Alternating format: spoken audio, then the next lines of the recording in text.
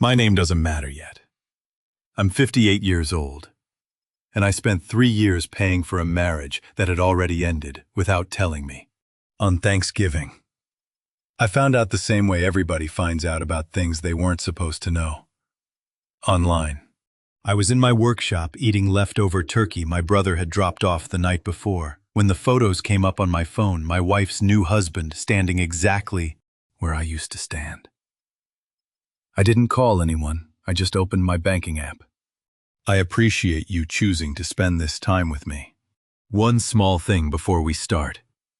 Leave a comment and let me know. Have you ever trusted someone for years, only to discover they weren't who you thought? Yes or no? I read every single one. Some details in this story have been shaped for storytelling purposes. The message behind it is what truly counts. My name is Garrison Holbrook. I am 58 years old, and I spent the better part of my marriage paying for a life that someone else was already living in my place. I was eating cold turkey from a Tupperware container on Thanksgiving evening, sitting on a cracked leather stool in the back of Holbrook Electric on Atlantic Avenue in Brooklyn. I own that shop, have for 22 years. Rewired half the brownstones in Crown Heights, a few restaurants in Fort Greene, and every summer I do the inspection work for 2 churches on Fulton Street. The fluorescent lights above me buzzed the way they always do when the ballast is going, and the compressor in the back room clicked on and off like a slow heartbeat. The shop smelled like electrical grease and cold poultry, which is not a combination I recommend. My phone vibrated on the workbench at 7:43. A Facebook notification. Lorene had posted a Thanksgiving album, 32 photos. The caption read, "Grateful for every one of them." I opened it because I am a man who still checks. I know that about myself. The first image showed a long rented table with a white tablecloth and good china. 14 people seated around it. Candles lit. Wine poured. Bread broken. My 2 sons were in that photograph. My wife was in that photograph. And a man I had never seen before was sitting beside Lorene at the center of that table, his arm resting on the back of her chair with the ease of someone who had been sitting there for a while. I counted the chairs. 14. I counted the people. 14. Not a single empty seat. Not one extra place setting pushed to the side. Not one awkward gap where someone had said, "We should have invited him." Somebody had made a guest list, and the number on that list had not included me. I want to be clear about something, because everything after this depends on it. I was not angry. Anger is what happens when you think there has been a mistake. This was not a mistake. This was furniture arrangement. This was a seating chart. Someone had decided how many chairs to rent, and that number was exactly right for a table that did not have my name on it. I kept scrolling. A man in my position should probably have stopped, but I have always been the type to check every wire before I call the job done. Photo 4. Lorene passing a casserole dish to the stranger, both of them smiling. Photo 6. The stranger carving a turkey at the head of the table, sleeves rolled, comfortable. Photo 7 is the one that sat with me longest.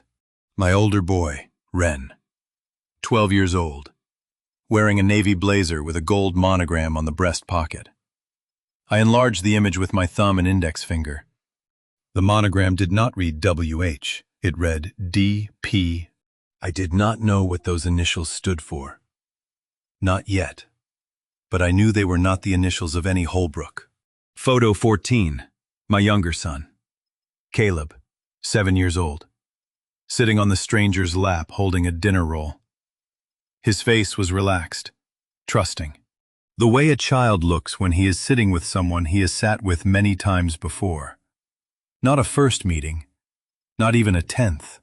You know how you can tell the difference between a mistake and a decision? A mistake has an apology somewhere near it. A decision has a seating chart. I scrolled through all 32 photos. Every caption tagged names. Friends, cousins, Lorene's sister, the stranger. My name appeared nowhere. Not in a tag, not in a comment, not in a reply. I had been removed so completely that there was no trace left to remove. I sat in that shop for the better part of an hour with the Tupperware balanced on my knee, the turkey going dry in my mouth. And I understood something very clearly. You do not accidentally leave someone off a list 14 times. You do not accidentally dress a child in another man's initials. You make a list of 14 and you do not put 15. That is arithmetic, not emotion. So I did what I have always done when I find a problem in the wiring. I did not rip anything out. I did not call anyone. I did not send a text. I put my phone in my pocket, finished the turkey, locked the shop, and drove home. I had one thing left to check before I made any decisions, and it was sitting in the banking app I had not opened in 3 weeks. What I found on that screen would turn a quiet man into a very precise one. The house was dark when I got home, the way it always is now when I come back from the shop late. Except this time I understood the dark differently. It was not waiting for me. It was just empty. I did not turn on the overhead lights. I sat down at the small desk in the front room, switched on the lamp, and opened the banking app on my phone. The screen lit up blue in the cone of yellow from the bulb, and the refrigerator hummed in the kitchen the way it does when there is no other sound competing with it. No television, no boys arguing over the remote, just the clock on the wall and the compressor cycling on and off. There were 4 automatic transfers. I had set them up years ago and never adjusted them. Because that is how I operate. You wire a circuit correctly the first time and you leave it alone unless something trips. The first was $1,400 to the joint mortgage on the house in Crown Heights where Lorene and the boys live now. The second was $680 to the car loan I co-signed when she needed something reliable for the school runs. The third was $520 for her health insurance, which I took over when she left her office job to start an event planning business 4 years ago. The fourth was $1,000 a month into the Children's Education Fund. A 529 account I opened when Ren was born and never missed a payment on since. Let me tell you what was on that screen. Because the numbers are the part of this story that do not have any feelings in them. They just sit there and tell the truth. I pulled a work order pad from the desk drawer and did the arithmetic the way I price a job. Materials, labor, total at the bottom. $3,600 a month. The mortgage and car going on 9 years. The insurance going on 4. The education fund going on 12, since Ren was born. I wrote each line separately and added them up with a pencil, pressing hard enough to leave grooves in the paper. $385,000, give or take. I sat with that number for a while. It is a strange thing to see a figure like that written in your own handwriting on a pad you use for billing residential panel upgrades. It looked wrong there, like finding a diamond in a toolbox. Except this was not a diamond. This was a receipt for a life I had been funding while someone else sat in my chair and carved my turkey. I had never once mentioned any of it. Not at a dinner, not at a birthday, not at a holiday. Not when Lorene threw a launch party for the event planning business and stood in front of 40 people and thanked everyone who believed in her. I was standing by the drinks table that night. She looked right past me the way you look past a wall you have seen so many times it stops being a wall and becomes just the edge of the room. The car payment was supposed to last 1 year while she got the business going. That was 4 years ago. The transfer kept running on the 1st of every month, and I let it run because I thought that is what steady men do. They do not keep score. They do not waive receipts.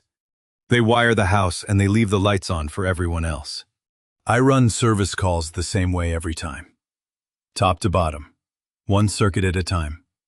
That night I ran a service call on my own marriage. And what I found was a system that had been drawing power in one direction for over a decade, while the breaker panel showed everything normal. I could have canceled all 4 transfers right there. My thumb was on the screen. Edit, delete, confirm. 3 taps and $3,600 a month stops flowing to a table I am not welcome at. But I did not. Not because I was not ready. Because I am a man who checks every wire before he calls the job done. And there was one more thing I needed to see. It was hanging on a wall in a hallway I had measured and leveled with my own hands. In a house I was still paying for. In frames I had mounted on anchors I had drilled myself. If those frames told me what I thought they would tell me, then I would know this was not a bad month. It was not a rough patch. It was not Lorene needing space. It was a plan. And plans have blueprints. And blueprints can be read. I texted Lorene the next afternoon that I was coming by with presents for the boys. She sent back a thumbs up. Her car was not in the driveway when I pulled in. The front door was unlocked. I stepped inside and the lavender plug-in hit me first. That artificial sweetness she started using after I moved out. The boys were somewhere in the back. I could hear cartoons. But I did not go to them yet. I went to the hallway. I had measured that hallway myself 2 years ago, leveled every frame with a torpedo level, drilled the anchors into studs, spaced them exactly 11 inches apart. 16 frames. I knew every photograph that belonged in them because I had printed most of them at the CVS on Fifth Avenue. Not one of those photographs was there anymore. The frame nearest the front door used to hold a picture of me holding Caleb at Brooklyn Methodist the day he was born. 6 pounds 11 ounces against my chest. That frame now held a photograph of the man from the Thanksgiving album, kneeling on a dock, teaching Ren how to bait a fishing hook. Both of them smiling. Matching sunglasses. The frame at the halfway point used to be Ren and me at his first baseball game at MCU Park. That frame now held a posed family portrait at a fall festival. Lorene, Ren, Caleb, and the stranger in coordinating flannel shirts. The kind of photo you schedule. I have gone back to what happened next more times than I care to count, because it is the half second that changed the shape of everything. Ren came skidding down the hallway in his socks the way he always did, sliding the last few feet on the hardwood.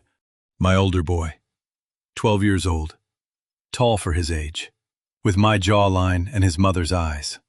He looked at me standing in front of the frames, and his face did something complicated. Then Caleb came around the corner dragging a stuffed dinosaur by one ear. My younger son, 7 years old, all round cheeks and fast legs. His whole face went bright when he saw me. Then it dimmed, just slightly, the way a bulb dims when it is not getting full voltage. He was searching for a name. "Gary," he said. "Did you bring something?" I crouched down. My knees protested. "You don't call me Daddy." Caleb looked at Ren. Ren looked at the floor. "Mom says Daddy is what you call Desmond now," Ren said quietly. "She said it would be confusing if there were two." Desmond. So the stranger had a first name, and my 7-year-old had been instructed to give it the title that belonged to me. There is a particular kind of pain that has no temperature. It does not burn, and it does not freeze. It just removes something you assumed was permanent. The way you would remove a load-bearing wall and expect the ceiling to figure itself out. I set the 2 gift bags on the hallway floor. A Lego set for Ren. A coloring book and crayons for Caleb. Bought at the hardware store that morning because it was the only place open the day after Thanksgiving. Then I got down to Caleb's level again. He was watching me with that expression children wear when 2 adults have told them different things and they are trying to calculate which one is safe to believe. "You call me whatever feels right," I said, "but I want you to know who I am. I am your father. I have been your father since the day you were born, and I will be your father every day after this one. That does not change because someone moved the pictures." Caleb nodded slowly. Ren was already opening the Lego box, giving the moment exactly the amount of weight a 12-year-old knows how to carry. I put my hand on Caleb's head for 1 second. Then I stood up, walked to the front door, and let myself out. The latch clicked behind me. I sat in my truck in the driveway for 8 minutes. I know because I watched the dashboard clock. I did not start the engine. I did not call anyone. I sat with my hands on the wheel and let the arithmetic from the night before meet the hallway I had just walked through. And I let those 2 things become one thing. Then I drove east past Sunset Park toward a man I had been mostly avoiding for 3 years. Not because I did not trust him, because Fletcher Rawlings is the kind of man who says the thing out loud before you have even sat down. And I was not sure I was ready to hear it. The last time I had been inside Fletcher Rawlings' office, I was replacing a junction box and he was on the phone dismantling someone's prenuptial agreement. I remember thinking I was glad I would never need a man like that. Fletcher Rawlings was 55, a divorce and asset recovery attorney who ran a solo practice out of a converted brownstone on a tree-lined block in Park Slope. He opened the door with a coffee mug in one hand and reading glasses pushed up on his forehead like a man who had been mid-sentence with a legal brief when the doorbell interrupted him. We had known each other casually for 6 years. I had done 3 jobs for him. He always paid on time and never haggled, which made him unusual among lawyers in my experience. I was there to replace a faulty breaker panel on the 2nd floor. The old one had been tripping under load, and I had told him 2 months ago it needed swapping. His office smelled like French press coffee and old binding glue from the law books that ran floor to ceiling on every wall. Morning light came through the tall windows and caught the dust in the air the way it does in rooms full of paper. He handed me a mug without asking. Black, no sugar, bitter enough to strip varnish. I drank it anyway because I had not slept well and the drive from Bay Ridge had been long. I did not plan to tell him anything. I was there to work. But somewhere between pulling the old panel cover and wiring the new breaker bus, I started talking. It came out flat and clinical, the way I would describe a failed capacitor to a customer. The photographs, the hallway, the name my son was no longer allowed to call me. Fletcher set his mug down on the desk. The chair threw out as he leaned forward. How long has she had access to your joint accounts without a second signature? It's a joint account, I said. She doesn't need a second signature. That's not what I asked. His voice had changed. It was no longer the voice of a man making conversation while his electrician worked. I asked how long she's had access. Because if she's already moving things, you need to know what she knows before she knows you know. There are 2 kinds of electricians. The ones who test the wire before they cut it, and the ones who end up on the floor. Fletcher was telling me to test the wire. He asked me 3 more questions in the next 10 minutes. How long had the transfers been running? Whether Lorene had opened any new accounts I was not on. Whether anyone had suggested she consult a financial planner recently. I answered 2 of the 3.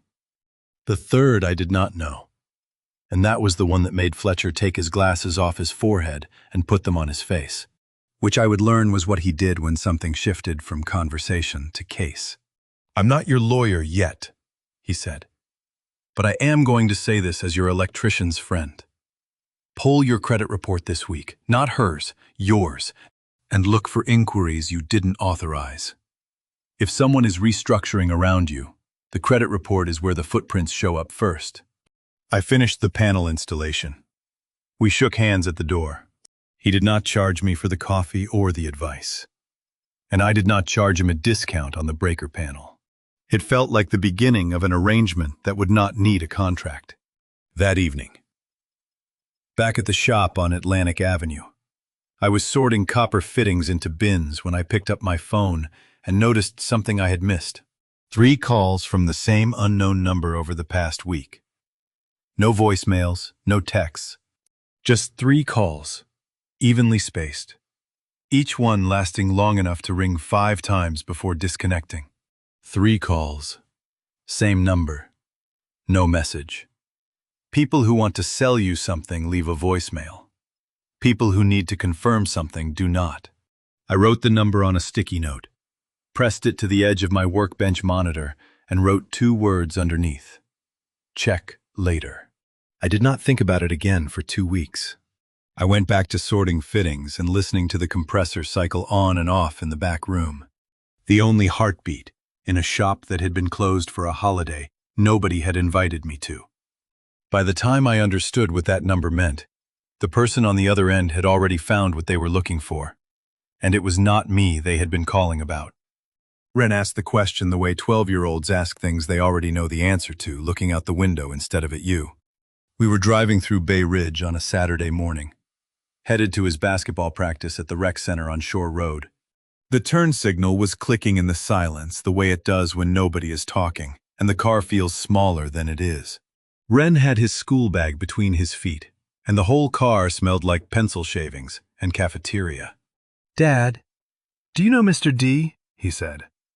"Mom says he's going to be around a lot more now." Mr. D.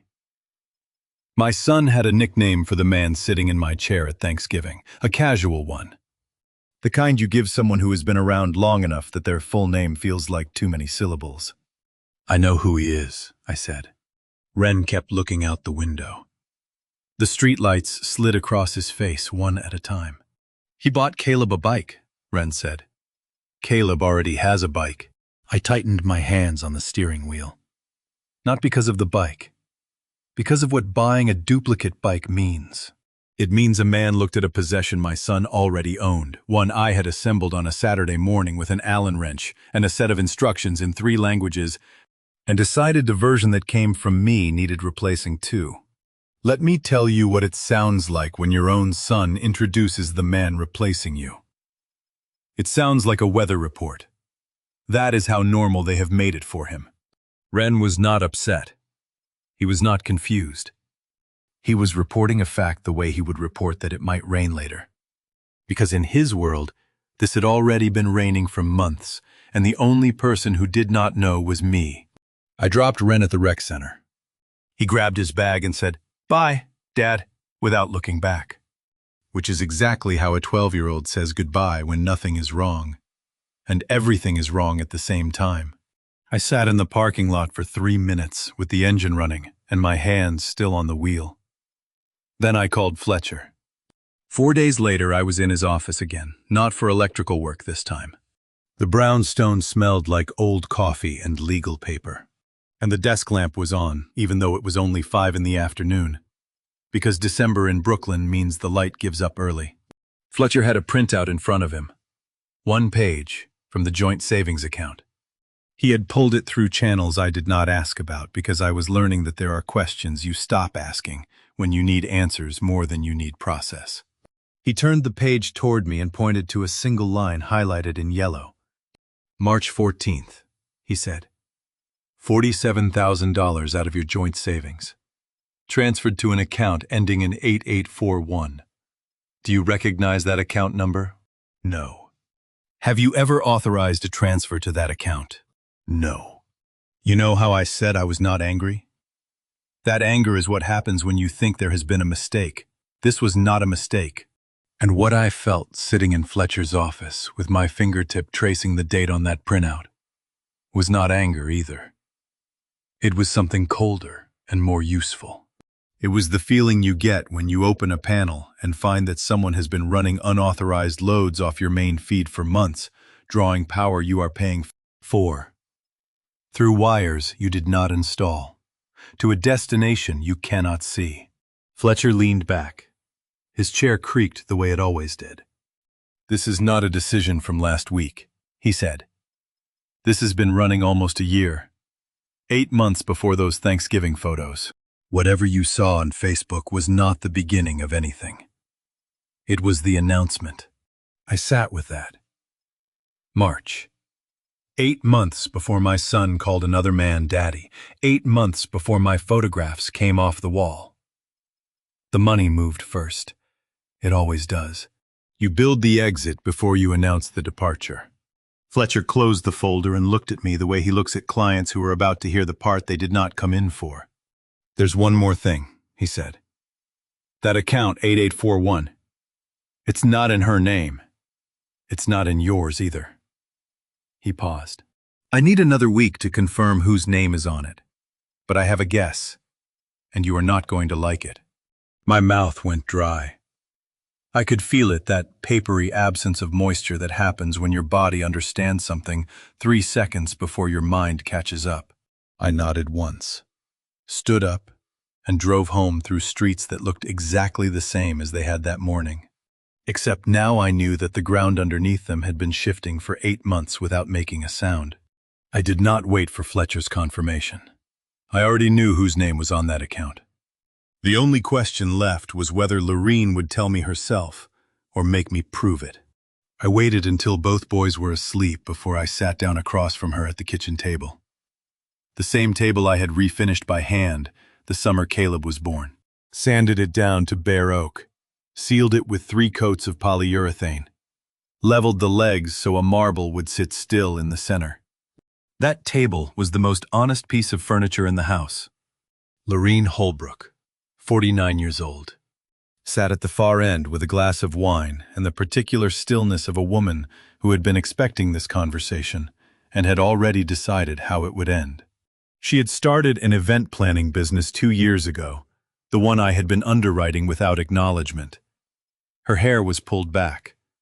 The kitchen pendant light cast a warm circle on the wood between us, like a spotlight neither of us had asked for. The dishwasher hummed behind her. The air still smelled like garlic and olive oil from dinner. March 14th, I said. $47,000 out of our joint savings. Moved to an account I have never seen. Where did it go? Lorene, she did not flinch. That was the part that told me everything. A person who does not know what you are talking about flinches or frowns or says which money. A person who already knows skips all of that and goes straight to the barricade.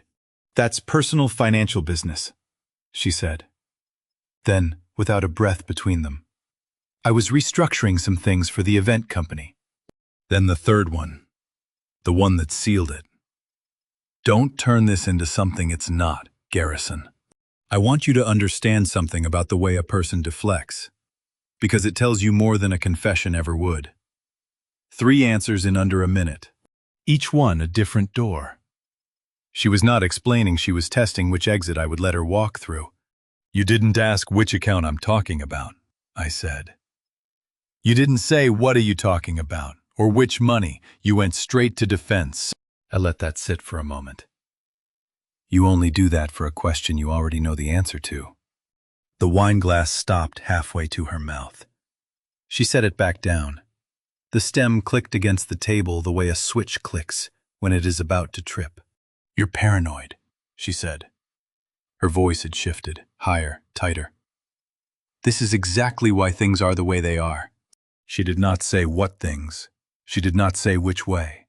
She said the way they are, like I was supposed to already understand the architecture of it. The way you understand a building you have been living inside without ever seeing the blueprints. And the truth is, I did. I have spent 30 years reading circuits. A dead circuit and a live one look exactly the same until you put a meter on them. My marriage had been a dead circuit for longer than I wanted to admit. I had just never tested it. Because testing means you have to be ready for what the meter shows you. You have no idea what I'm dealing with, Lorene said. And her voice cracked on the last word, not with sadness, with the strain of holding a structure together that was never designed to bear this much weight. I looked at her across that table I had built with my own hands, in a kitchen I was still paying for, under a light fixture I had wired myself. And I understood that every answer she was going to give me from this point forward would be a variation of the same door, the one marked, "It is not what you think," which is what people say when it is exactly what you think. I stood up. I did not slam anything. I did not raise my voice. I walked out of the kitchen and down the hall to the small desk by the front window. I sat down in the chair that clicked softly under my weight. And I opened the banking app on my phone for the second time. This time I did not close it. The screen glowed blue in the dark room. 4 transfers listed in a row, each one running on the first of every month like a heartbeat I had set and never monitored. The mortgage, the car, the insurance, the education fund. 4 lines of automatic generosity flowing to a life that had already replaced me. I put my thumb over the first one, the way you put your hand on a breaker before you pull it. You feel the hum. You feel the current, and then you decide. I pulled the first breaker at 11:14 on a Saturday night in December, sitting alone at my desk, with nothing but the lamp and the blue glow of a banking app that had been running on autopilot for the better part of a decade. Transfer 1. The mortgage. $1,400 a month to the joint account. That covered the house in Crown Heights. I had started that transfer 6 years ago when Lorene said the event planning business would cover her half within a year. That year came and went. Then another. Then 4 more. The app asked me if I wanted to cancel the recurring payment. I pressed confirm. The line disappeared from the screen the way a wire goes dark when you pull it off the bus bar. No spark, no drama, just gone. Transfer 2. The car. $680 a month on a loan I had co-signed because her credit was thin after a failed business loan application. She needed something reliable for school runs. I told her I would cover the payments for the first year while she built revenue. That was 4 years ago. The transfer kept running the same way a faucet drips when nobody bothers to tighten the handle. Confirm. Transfer 3. The insurance. $520 a month. I had added her to my small business health policy when she left her desk job to go full-time with the events. I did it without making a production of it because that is what I thought steady men did. Let me tell you what $3,600 a month sounds like when you say it out loud in an empty room at 11 o'clock at night. It sounds like a man who forgot to check whether the current was still going somewhere useful. It sounds like generosity that kept running long after the person receiving it stopped noticing it was there. Confirm. 3 transfers down. The phone was warm in my hand from how long I had been holding it. The furnace kicked on in the basement, and the house made that low, groaning sound old houses make when the heat pushes through pipes that have not expanded yet. Lorene had turned the thermostat down before going upstairs. The air smelled like a cold house, that particular staleness of rooms where nobody is staying up. Transfer 4. $1,000 a month to the Children's 529 education account. I had opened it the week Ren was born. Added Caleb the day he arrived, both boys' names on it. Allah years of monthly deposits that had never been late, never been short, never been mentioned at a single dinner or birthday or parent-teacher conference. My thumbs stayed over that one longer than the others. That money had never been for Lorene. It had always been for them. For textbooks and tuition, and whatever future a 12-year-old and a 7-year-old might build, if someone kept the lights on long enough for them to find their way. But right now, sitting in a dark room with a metallic taste in my mouth and 3 breakers already pulled, I could not see where the children's money ended and the adults' theft began. The accounts were tangled, the access was shared. And I did not yet know enough about what had been moved and where to trust that this money was landing in a place that still belonged to my sons. Doing the right thing did not feel good. It did not feel bad either. It just felt done. The way a job feels when you have pulled the last wire and the panel is dark and there is nothing left to disconnect. Confirm. 4 for 4. The system was off. I sat in the dark for a long time after that. The screen went to sleep. The house settled around me with its small creaks and its furnace breathing and its silence that was not peaceful but merely unoccupied. Somewhere upstairs, Lorene was lying in a bed I had assembled from an IKEA box on a Sunday afternoon 3 years ago. And she was either asleep or pretending to be. And I no longer knew which one mattered less. Then, 4 days later, 4 days before Christmas, an envelope arrived in the mailbox. Plain white, business-sized, the kind that carries weight even before you open it. The return address was a law firm I had never heard of, in a county I had no business in. I stood at the mailbox in the cold with my coat unzipped, and I held that envelope the way you hold a bill you already know you cannot pay. Except this was not a bill. It was something worse. And the date printed on the first page inside would prove that everything I had discovered in the past 3 weeks had been set in motion almost a year before I knew any of it. I have opened thousands of envelopes in my life, invoices, permits, insurance renewals, but I have never held one that weighed as little as this and carried as much. I tore it open standing at the kitchen counter with the coffee I had made 10 minutes earlier already going cold beside me. Inside was a formal notice of divorce proceedings. Petitioner Lorene Holbrook. The law firm's letterhead was from a practice in Nassau County I had never heard of, which told me someone had chosen distance on purpose. I read the filing date twice. Then I read it a third time because I needed to be certain. I was not the kind of man who reads a date wrong when it matters. December 18th, 11 months before Thanksgiving. Before the album with 32 photographs and no empty chair. Before my pictures came off the hallway wall. Before a 7-year-old was coached to call another man Daddy. Before the savings account was tapped for $47,000 and routed to an account that did not belong to either of us. Every event I had experienced as a sudden discovery was actually the final stage of something that had been running for the better part of a year. I had been living inside a demolition that was already permitted, already scheduled, already underway.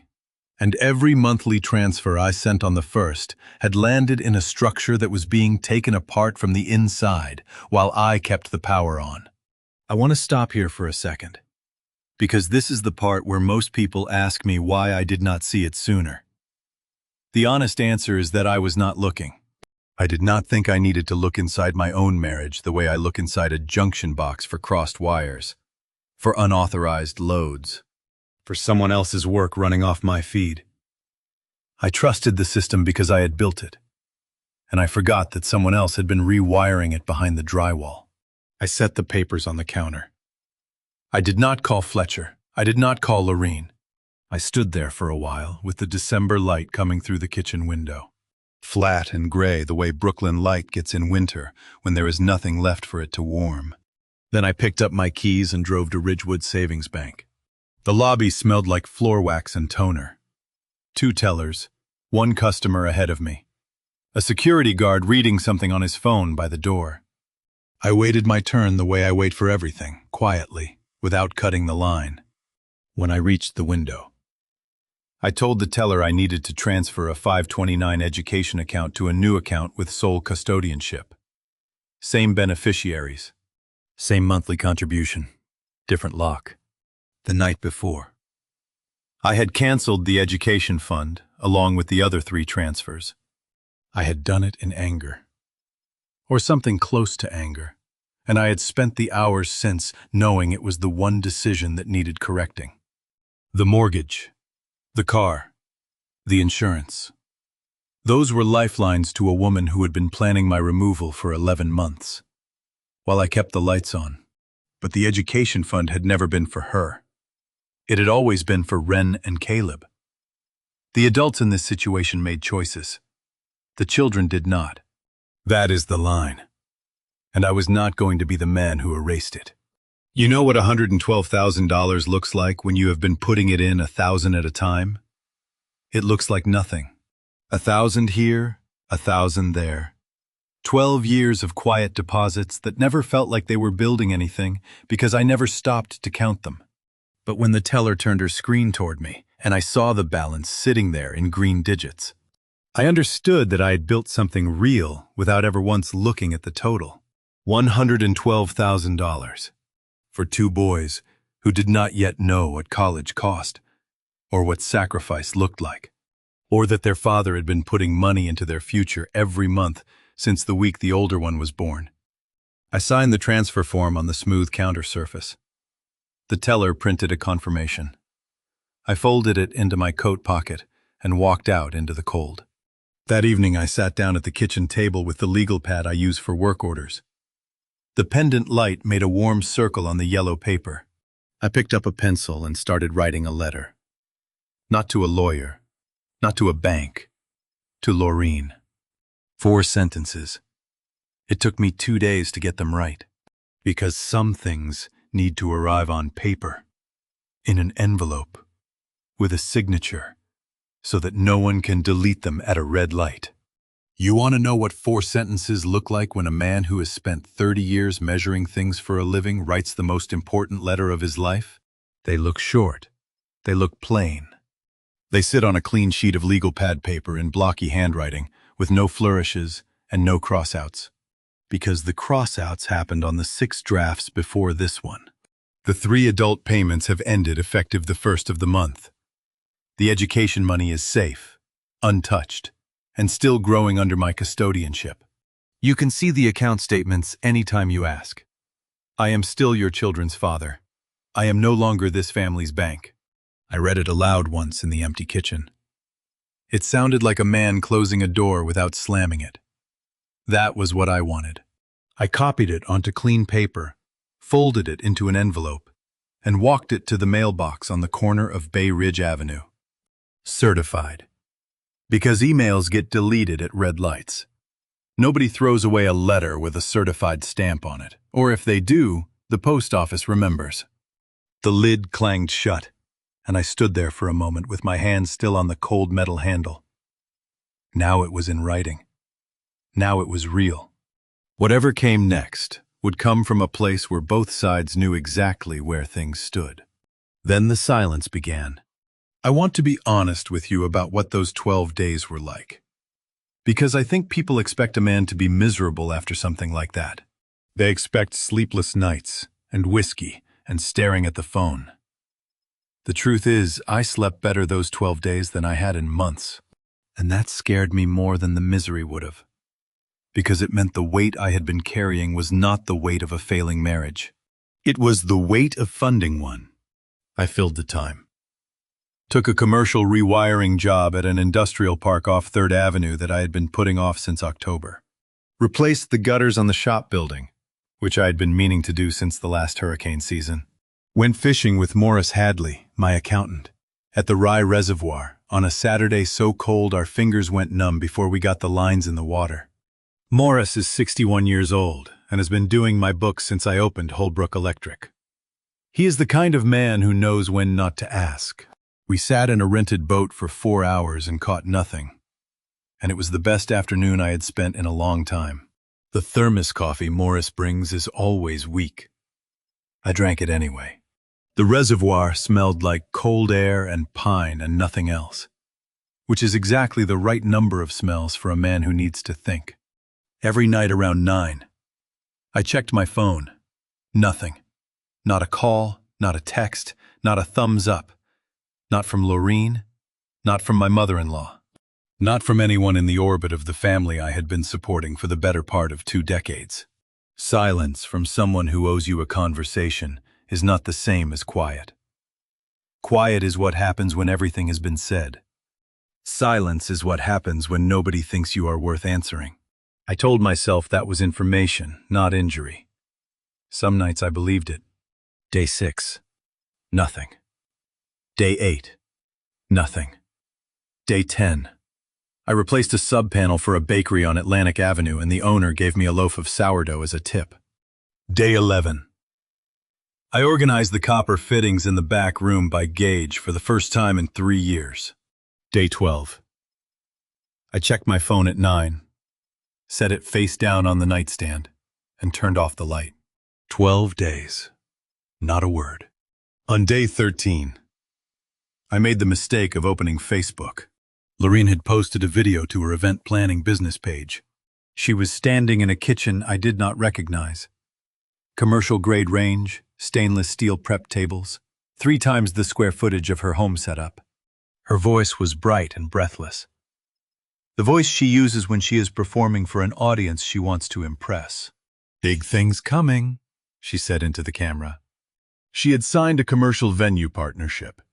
A real expense. Lease deposits, equipment, insurance, build-out costs. The kind of investment that requires cash flow she did not have on her own. Not anymore. Not since the first of the month came and went without the transfers that had been quietly underwriting her overhead for years. Either nobody in that house had opened my letter, or they had opened it and did not believe a word of it. I was not sure which possibility sat worse in my stomach. But I knew that the first of the month was 9 days away, and when it arrived without the deposits that had never been late, someone was going to pick up the phone. I watched the video twice. Not because I needed to see it again, but because I needed to be sure I was not the one who had it wrong. The first time through, I heard what Lorene wanted her 200 followers to hear, a woman building something, excited about the future. Standing in a commercial kitchen with stainless steel prep tables and a range that cost more than my truck. The second time through, I saw what she did not want me to see. I paused the video at the 14-second mark. Behind her left shoulder, on the wall above the prep station, there was a logo. Prescott Hospitality Group. Clean lettering, dark blue. The kind of branding that costs money to design. She had not just signed a venue lease. She had signed with him. Desmond Prescott was not just sitting in my chair at holidays and buying my son's duplicate bicycles. He was embedding himself into her professional life. The replacement was not just personal anymore. It was commercial.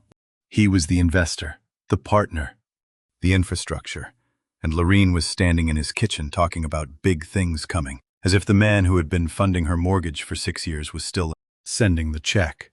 A commercial venue partnership means a deposit, liability insurance, equipment rental, and at least 3 months of operating costs up front. You do not sign that contract when your household shortfall just increased by $1,400 a month. Not unless someone else is covering the check.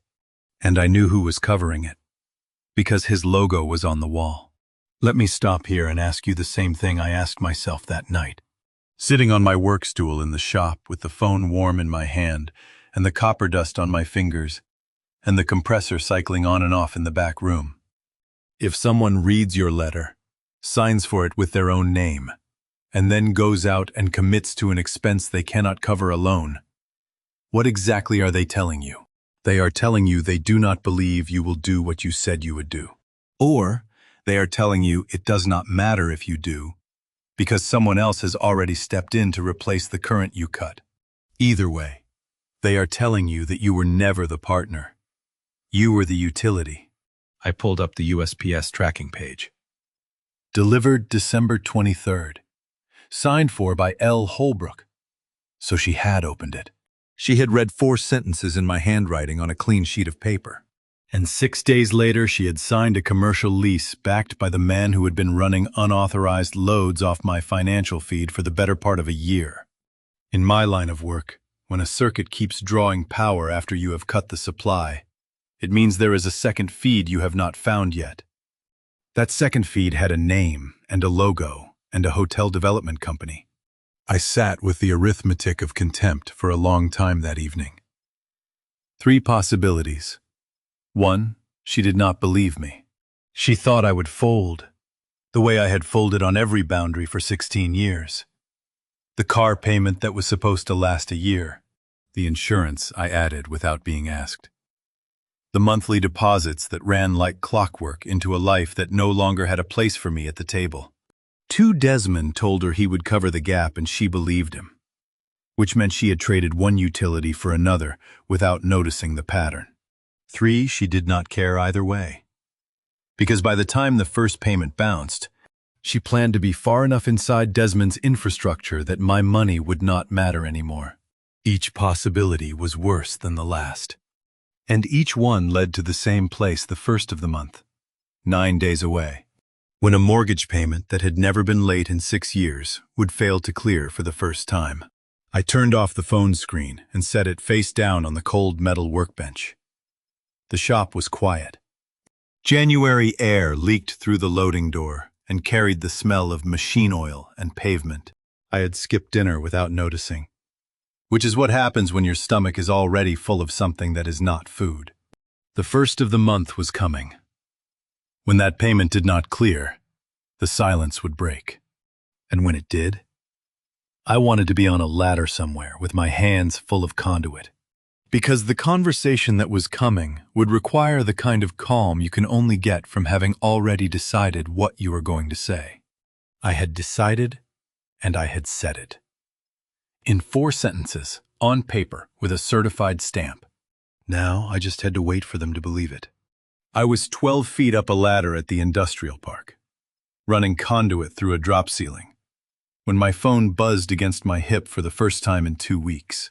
The text came in at 10 in the morning. Lorene. Something's wrong with the bank. The automatic payment didn't go through. I read it twice. Finished the connection I was making, taped the junction, and put the phone back in my pocket. There was nothing wrong with the bank. Over the next 2 hours, 11 more calls came in. I felt each one vibrate against my hip while I worked. I did not answer any of them. At 12:40, a long text arrived from a number I did not recognize. The message was calm, professional, and used the word miscommunication twice. It was signed with just a D. Desmond Prescott. The man with the logo on the kitchen wall, the arm on the back of my wife's chair, and the initials on my son's blazer. He had my phone number now. That told me Lorene had given it to him, which told me everything about who was running the operation. I want to stop here for a second, because this is the part most people ask about, why I waited until 5:30 to call back when I had seen the first text at 10 in the morning. The answer is simple. I was working. The conversation that was coming deserved clean hands and a clear head. Not a man on a ladder with drywall dust in his eyes and PVC cement on his fingers. At 5:30. I sat in my truck in the industrial park lot with the heater running and called Lorene's number. She answered before the first ring finished. "What happened?" she said. Not a question, a demand. "There's no bank error," I said. "I stopped it. I'm allowed to stop it." Then his voice came on the speaker. Desmond Prescott sounded like a man stepping into a boardroom, 53 years old. A boutique hotel developer with offices in Midtown, and the particular calm of someone who has never once been told no by a person he considered beneath him. "Garrison, hey, let's all take a breath here," he said. "I hear you. I want you to know we've heard you. So how long are you planning to keep this going?" I let the question sit for a moment. The heater fan was blowing. The parking lot was empty except for my truck and the contractor's van 2 spaces over. "There is nothing to keep going," I said. "The transfers are canceled. That is not a negotiation." "You're punishing 2 little boys over a holiday photo," Desmond said. "You understand that, right? 4 seconds of silence on a phone call is longer than you think." I counted them. Because counting is what I do instead of feeling things, where other people can hear it. 1, 2, 3, 4. Then I spoke. "Get a pen." Neither of them said anything. I heard a drawer open. "The education account has not been touched," I said. "It is in a 529 at Ridgewood Savings Bank, custodian account under my name. Both boys listed as beneficiaries. $1,000 still going in on the 1st of every month. Same as it has for 12 years. Balance as of last Tuesday, $112,000. The silence that followed was different from the 4 seconds before. This one had weight. This was the silence of 2 people recalculating a man they had underestimated. Desmond did not speak. I heard the phone change hands. "You can't move that account without my consent," Lorene said. Her voice had cracked at the edges, the way a wire cracks when it has been carrying too much load for too long. "It is my money," I said. "My name is on it. Neither of you has ever put a dollar in it." She hung up. My hands were not entirely steady after that call.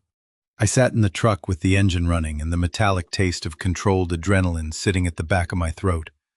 The same taste as the night I had pulled all 4 breakers. Doing the right thing did not feel good. It did not feel bad. It just felt done. But before I put the phone down, I noticed something I had missed during the conversation. A notification that had come in while we were talking. From Fletcher. 2 words. "Call me." Underneath the text was a photograph of a document I had never seen. A bank account authorization form. And the name on the signature line was one I recognized.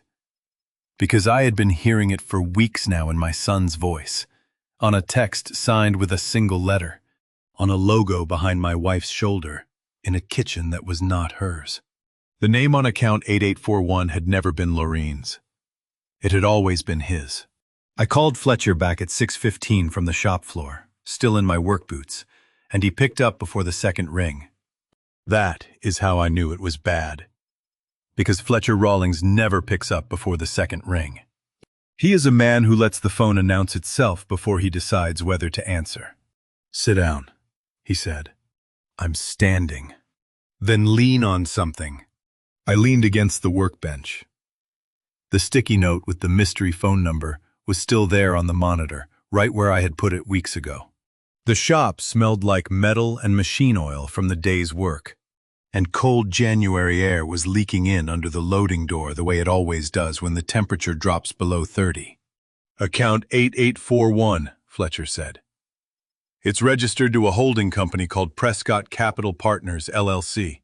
One member listed, Desmond Prescott." He let that land. "She didn't move your money to herself. She moved it to him." I pressed the phone harder against my ear.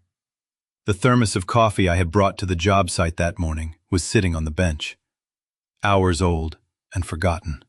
I picked it up and took a sip because I needed something to do with my free hand. It was cold and bitter and exactly right for the moment. "How much total?" I asked. "The 47 I found is just from the joint account," Fletcher said. "That's the one I could see. But if there are others routed through accounts I don't have access to yet, and I think there are, the number is going to be significantly higher. I want you to sit with that for a second." She did not hide the money under her own name. She did not open a private account and tuck something away for a rainy day, which is something I could have understood even if I did not agree with it. She handed it directly to the man who was replacing me. That is not self-preservation. That is a delivery. That is a woman carrying the materials from one job site to another and leaving the first contractor standing in the dirt with his tools in his hands. Fletcher was not finished.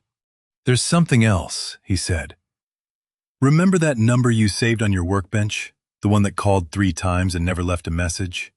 I looked at the sticky note. The ink had faded slightly under the shop lights, but the digits were still legible. "I ran it," Fletcher said. "It's the fraud verification desk at your bank's Brooklyn branch. They've been trying to reach you since November." I stood very still. "They were investigating the same transfers," I said. "Independently. They flagged the large withdrawal and at least 2 smaller transactions as irregular activity on your joint account. Standard protocol when money moves to a third-party entity in an amount that doesn't match the account's pattern. The bank's compliance system picks it up. They tried to verify authorization with the primary account holder. That's you. You know what it feels like when you find out someone else has been doing your investigation for you, without either of you knowing. It feels like finding a second set of footprints next to yours on a trail you thought you were walking alone. I had been pulling at wires in the dark for weeks, and the whole time a bank compliance officer in a cubicle somewhere in downtown Brooklyn had been looking at the same wires from the other end. "If the bank confirms violations on their end," Fletcher said, "it's not just your word against hers anymore, it's institutional documentation. Your entire case gets stronger." I looked around the shop. The fluorescent lights buzzed. The compressor was off. The loading door rattled slightly in the wind. Everything looked exactly the same as it had that Thanksgiving night when I sat on the work stool eating cold turkey from a Tupperware.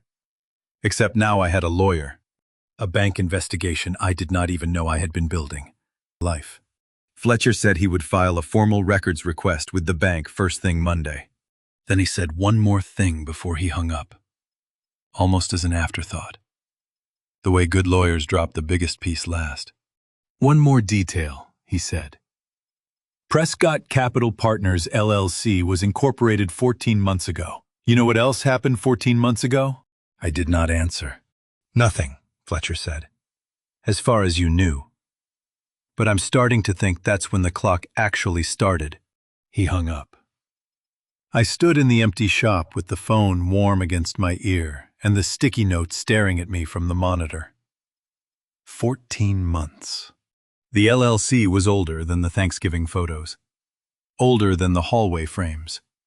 Older than every moment I had thought was the beginning. The beginning was something I had never seen. And now I needed to find it. The OLC discovery was still running through my head 14 months.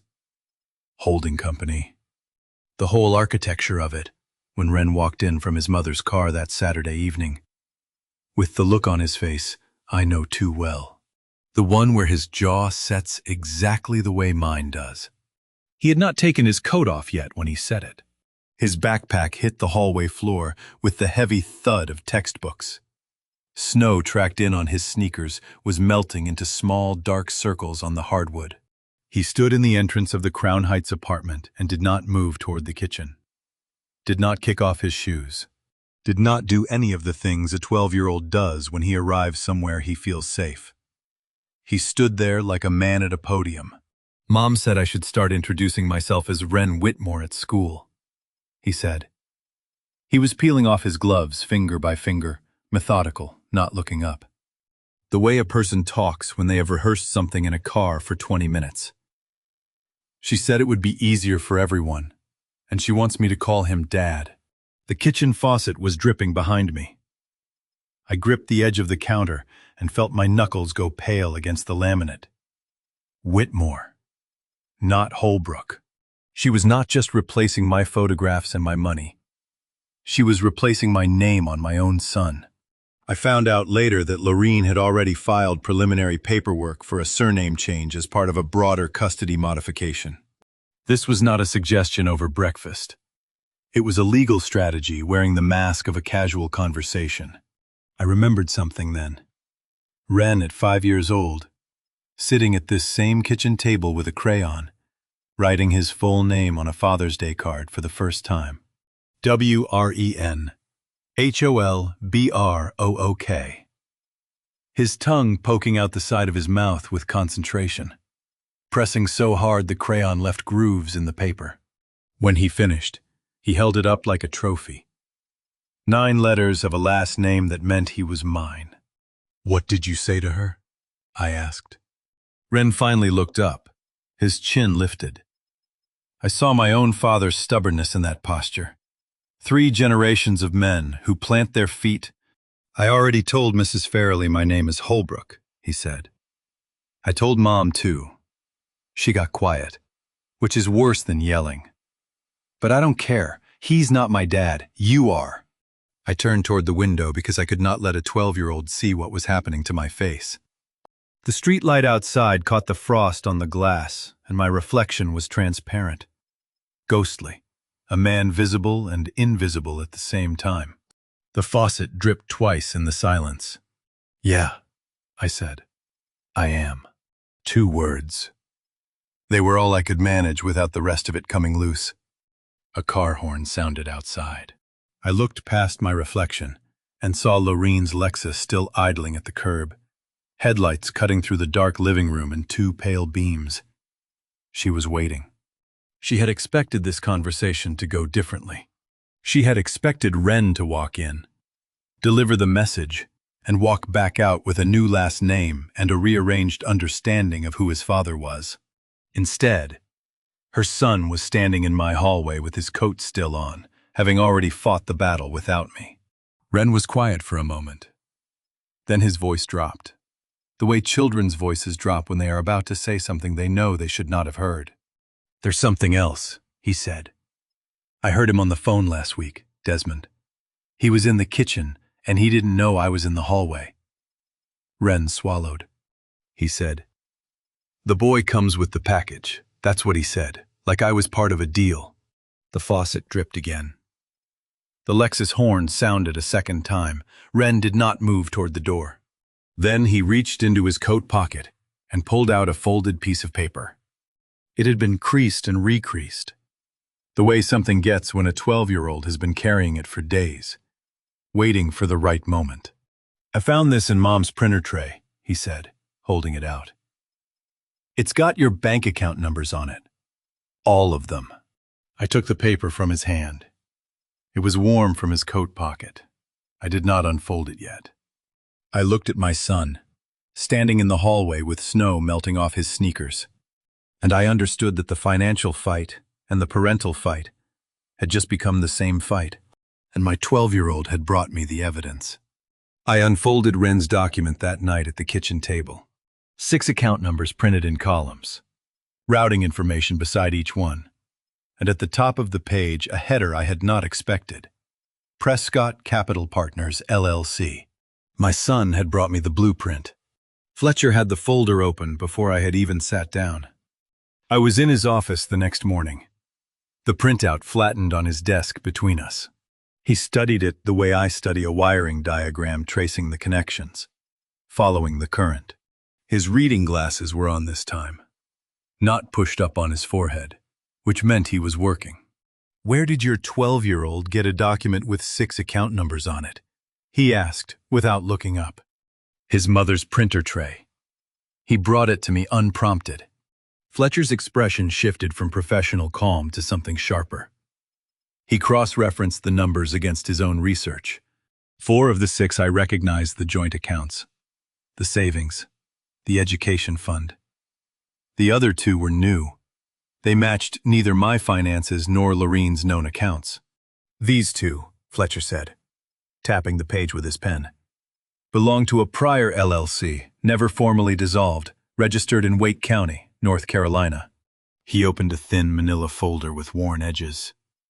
Inside were photocopied courthouse records from Raleigh, the stamps slightly skewed the way government copies always are. His investigator had pulled public records on Desmond's first marriage. The ex-wife's name was Claudine Alder, a Raleigh paralegal. Married to Desmond for 4 years. Fletcher laid out the sequence like a timeline on a job estimate. Courtship during her prior marital distress. Financial commingling within the first year. LLC incorporated 18 months in. Asset consolidation. Divorce finalized, with Claudine walking away with 31% of joint assets. How many kitchens had this man stood in? Learning the layout of someone else's life. Measuring it for what he could carry out. "Married 4 years, Fletcher said. LLC incorporated 18 months in. Divorce finalized with her taking 31% of joint assets." He looked at me over his glasses. "Sound familiar?" 14 months, I said. "That's how old Prescott Capital Partners is." "He's running the same playbook," Fletcher said. "Your wife isn't his first. She won't be his last either, if the pattern holds." The office was quiet, except for the street traffic muffled through the window, and Fletcher's chair creaking as he leaned forward. Old paper and toner, that was what the photocopied records smelled like. History preserved in slightly crooked stamps and fading ink. I picked up the coffee Fletcher had poured me when I arrived. It had gone cold on his desk while we talked. I drank it anyway, bitter and lukewarm, which was about right for the morning. Fletcher cautioned me.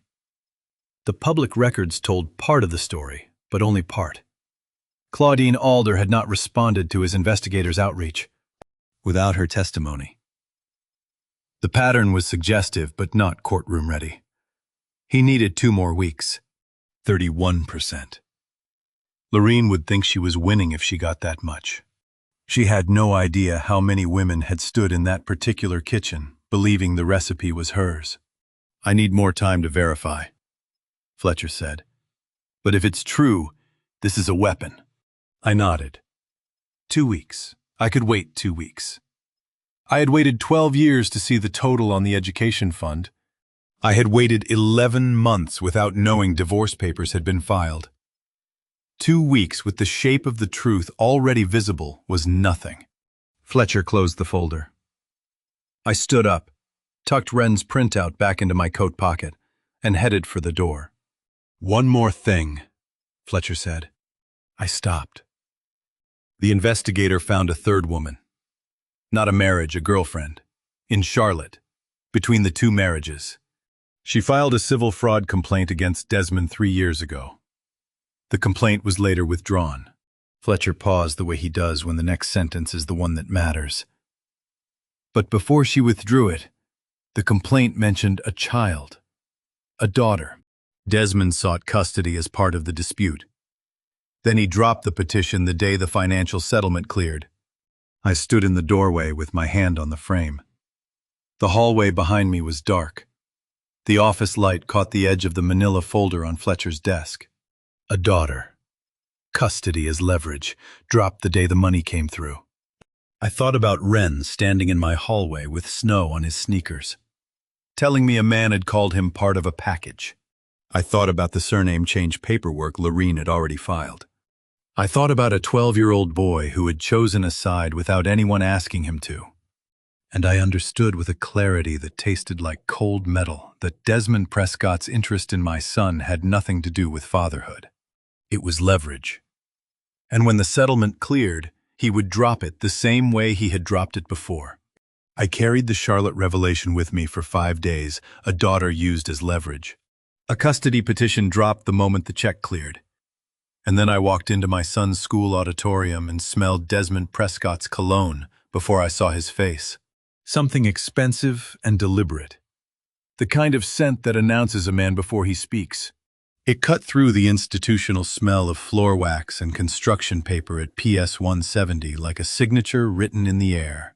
The auditorium was filling up, folding seats clacking open, parents settling in, children's voices warming up backstage. I scanned the third row and found them. Lorene and Desmond, seated together. His arm draped across the back of her chair, with the ease of a man who has been practicing that gesture in other women's auditoriums for years. They looked settled, proprietary. Other parents glanced between me and the aisle, and them in the third row with the careful curiosity of people who know the gossip but have not yet chosen a side. A teacher near the stage entrance caught my eye. A young woman with a clipboard, who looked at me, then at Desmond, then back at me with an expression I could not read. I found out later that Desmond had introduced himself to her as Wren's stepfather. He was performing the replacement publicly now, in the one place where a child's identity is recorded in ink. Lorene saw me. "Garrison," she said, tight-lipped. "I didn't think come." "He's my son," I said. "Where else would I be?" He moved through that auditorium the way water moves into a crack in concrete, finding every gap, filling it, making it look like he had always been there. Before I tell you what happened when he stood up and offered me his hand, I need to pause for a moment. Comment your honest read on this. Is Desmond a man who genuinely believes he belongs here? Or is he running the same script he ran in Raleigh? Drop your answer, and a short reason why. A quick note, the next part includes some dramatized details to deepen the emotional impact. What matters is the truth underneath. Desmond rose from his seat. He was taller than I expected, an inch or two above me, in a tailored charcoal suit that looked wrong against the plastic auditorium chairs, the way a silk tie looks wrong at a hardware store. His watch caught the fluorescent light as he extended his hand. "Garrison," he said. The voice was warm, rehearsed, calibrated. "Good to finally meet properly.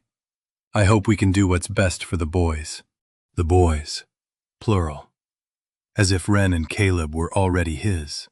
His handshake was dry and firm and lasted 1 second longer than it should have. His thumb pressed the back of my hand, not squeezing, just holding. The way a man holds something he wants you to know he could squeeze if he chose to. I tasted adrenaline at the back of my throat and swallowed it down. You have met men like this. The ones who shake your hand and somehow leave you feeling like you owe them something.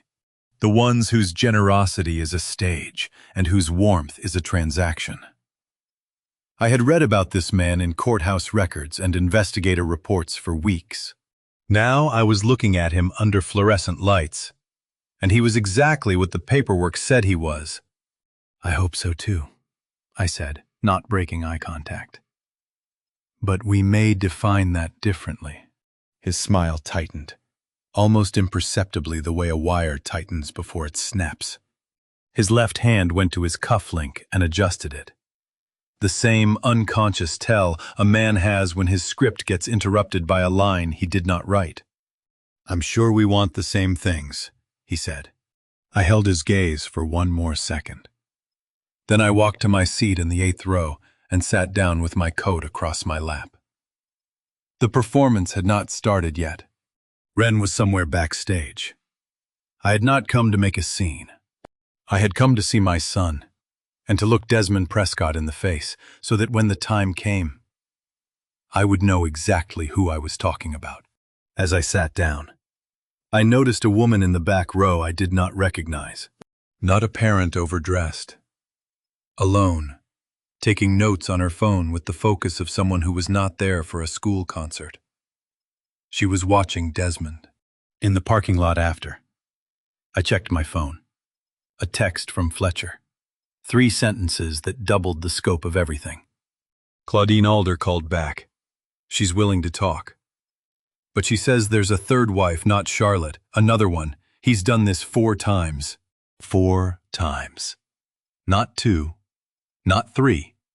Desmond Prescott had run the same operation on 4 separate women, and Claudine Alder was willing to say so on the record. I carried that number with me like a loaded breaker for 3 days before Lorene drove into my parking lot unannounced. She never came to the shop. Not once in 16 years of marriage, not once since the separation.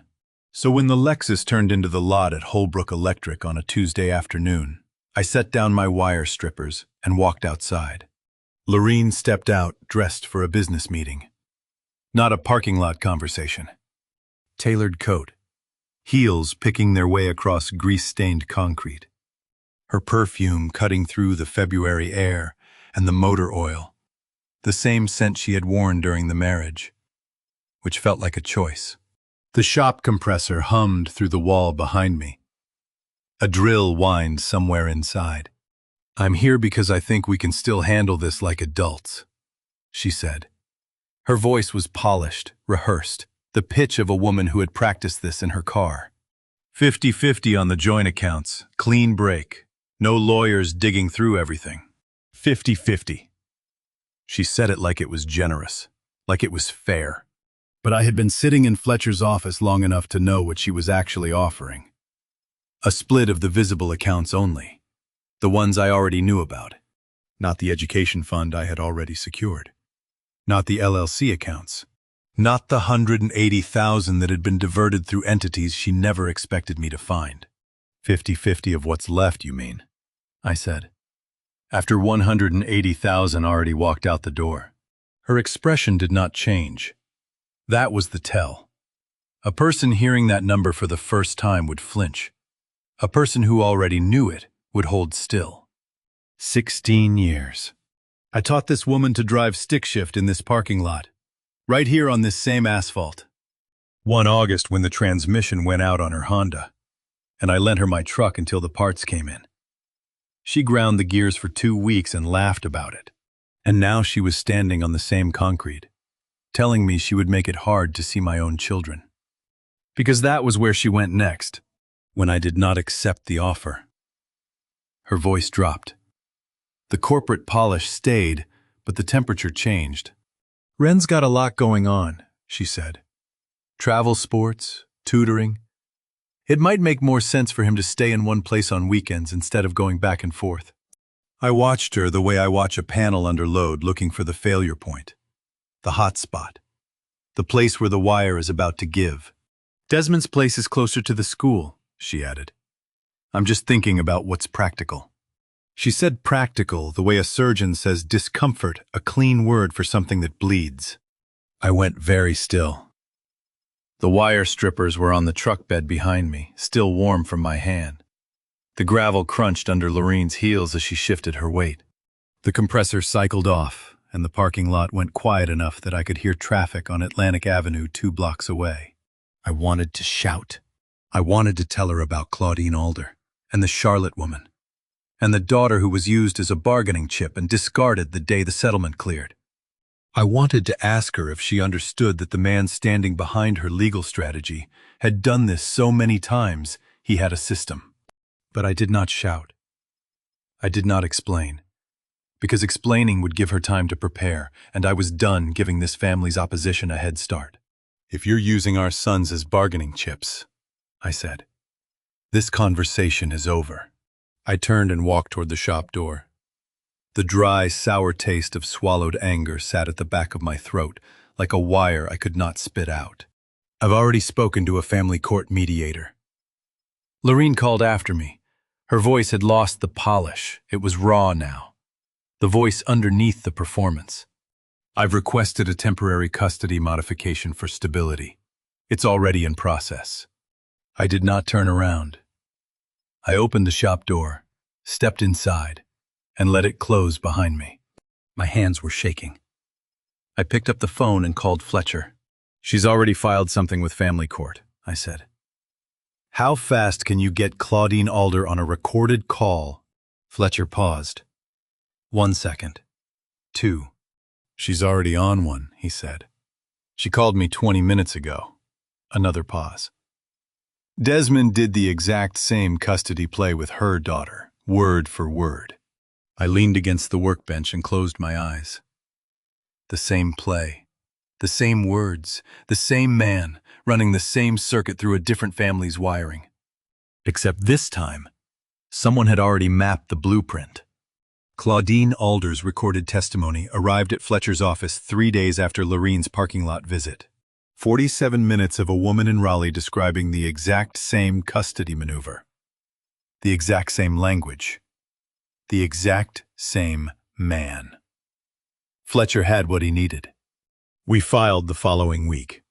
The clerk at Kings County Supreme Court stamped the petition twice, once for the court, once for us. And just like that, 16 years of marriage became a case number.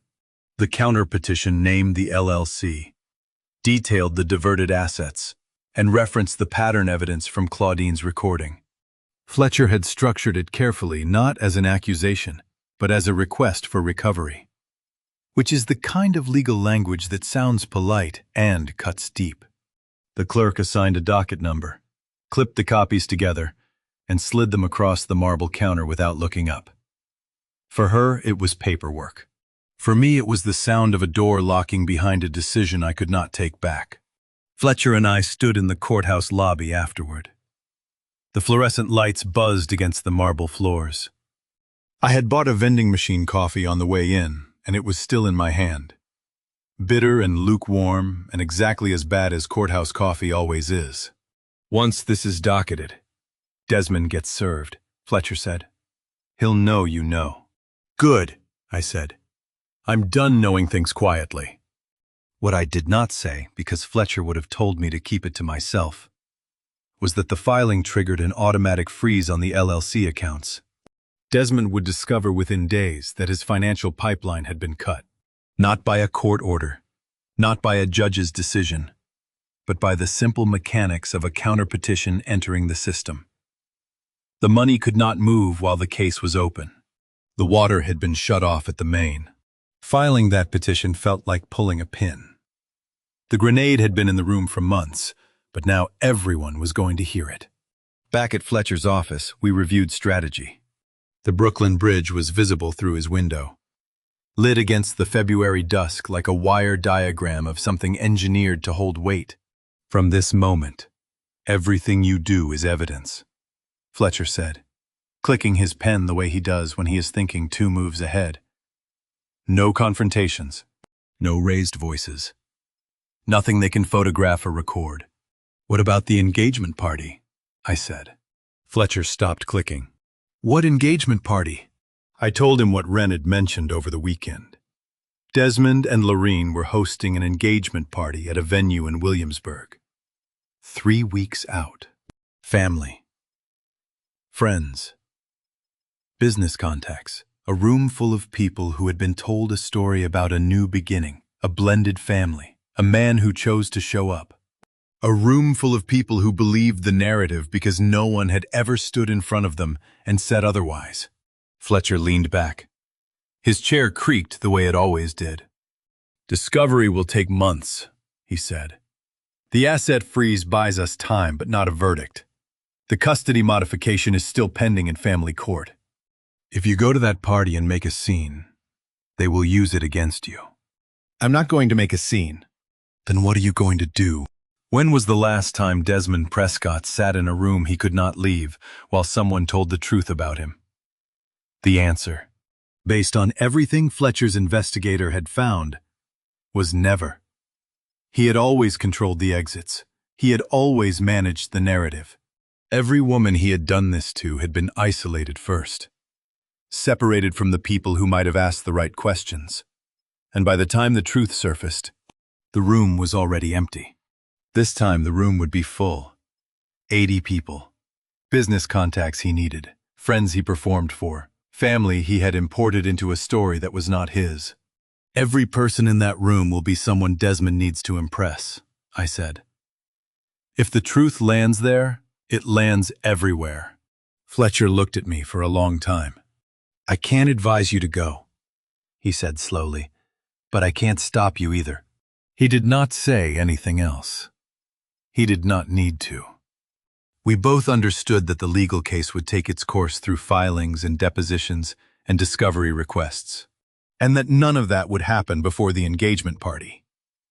The law moves at the speed of process, the truth, if you are willing to carry it into the right room, moves at the speed of a man standing up.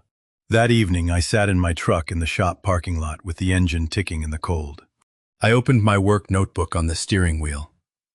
The same notebook I use for job estimates and parts lists. I wrote the date of the engagement party. Below it, I wrote 3 words. I will be there. Then I turned to a fresh page and started writing what I would say. How many words does it take to end a lie that has been running for 14 months? I started with 3 pages. Wrote them in the truck that first night. Pressing so hard, the pen left grooves 2 sheets deep. By the next morning, I had crossed out half of it. By the end of the week, it was down to 1 page. By the time I sat across from Fletcher with the legal pad open on his mahogany desk and late afternoon light cutting through the blinds, it was 4 sentences. Fletcher looked at the pad. Then he looked at me. You had 3 pages yesterday, he said. Now it's 4 sentences. 3 pages is a man complaining, I said. 4 sentences is a man telling the truth. The evidence file was fanned across his desk. LLC incorporation documents. The asset diversion trail. Claudine Alder's recorded statement. The Charlotte civil fraud complaint. Fletcher had also learned that Desmond had been served with our counterpetition but had not responded. His lawyer had requested a 60-day extension, which put the response deadline well past the engagement party date. He was stalling deliberately, running out the clock past the one event where everyone he needed to impress would be gathered in one room. I had written angry letters to my father once after he died. Pages of things I never said while he was alive. Every one of them had been for me, not for him. Therapy on paper. This was different. These 4 sentences were not for me. They were for a room. Fletcher tested me. He leaned forward and ran through the scenarios the way a man stress tests a structure before putting weight on it. Are you sure you want to do this in front of everyone? I need a room where no one can hang up on me. What if he interrupts? I'll be done before he can. 4 sentences, under a minute. What if Lorene cries? She might. What if someone calls security? Then I'll have said what I came to say and I'll leave. And if it backfires? Fletcher said. If they side with him? I sat with that for a moment. The office was quiet. Street noise had faded the way it does in Fletcher's building around 5 o'clock, when the traffic on the bridge goes from horns to hum. The ink on my legal pad was visible through the crossouts.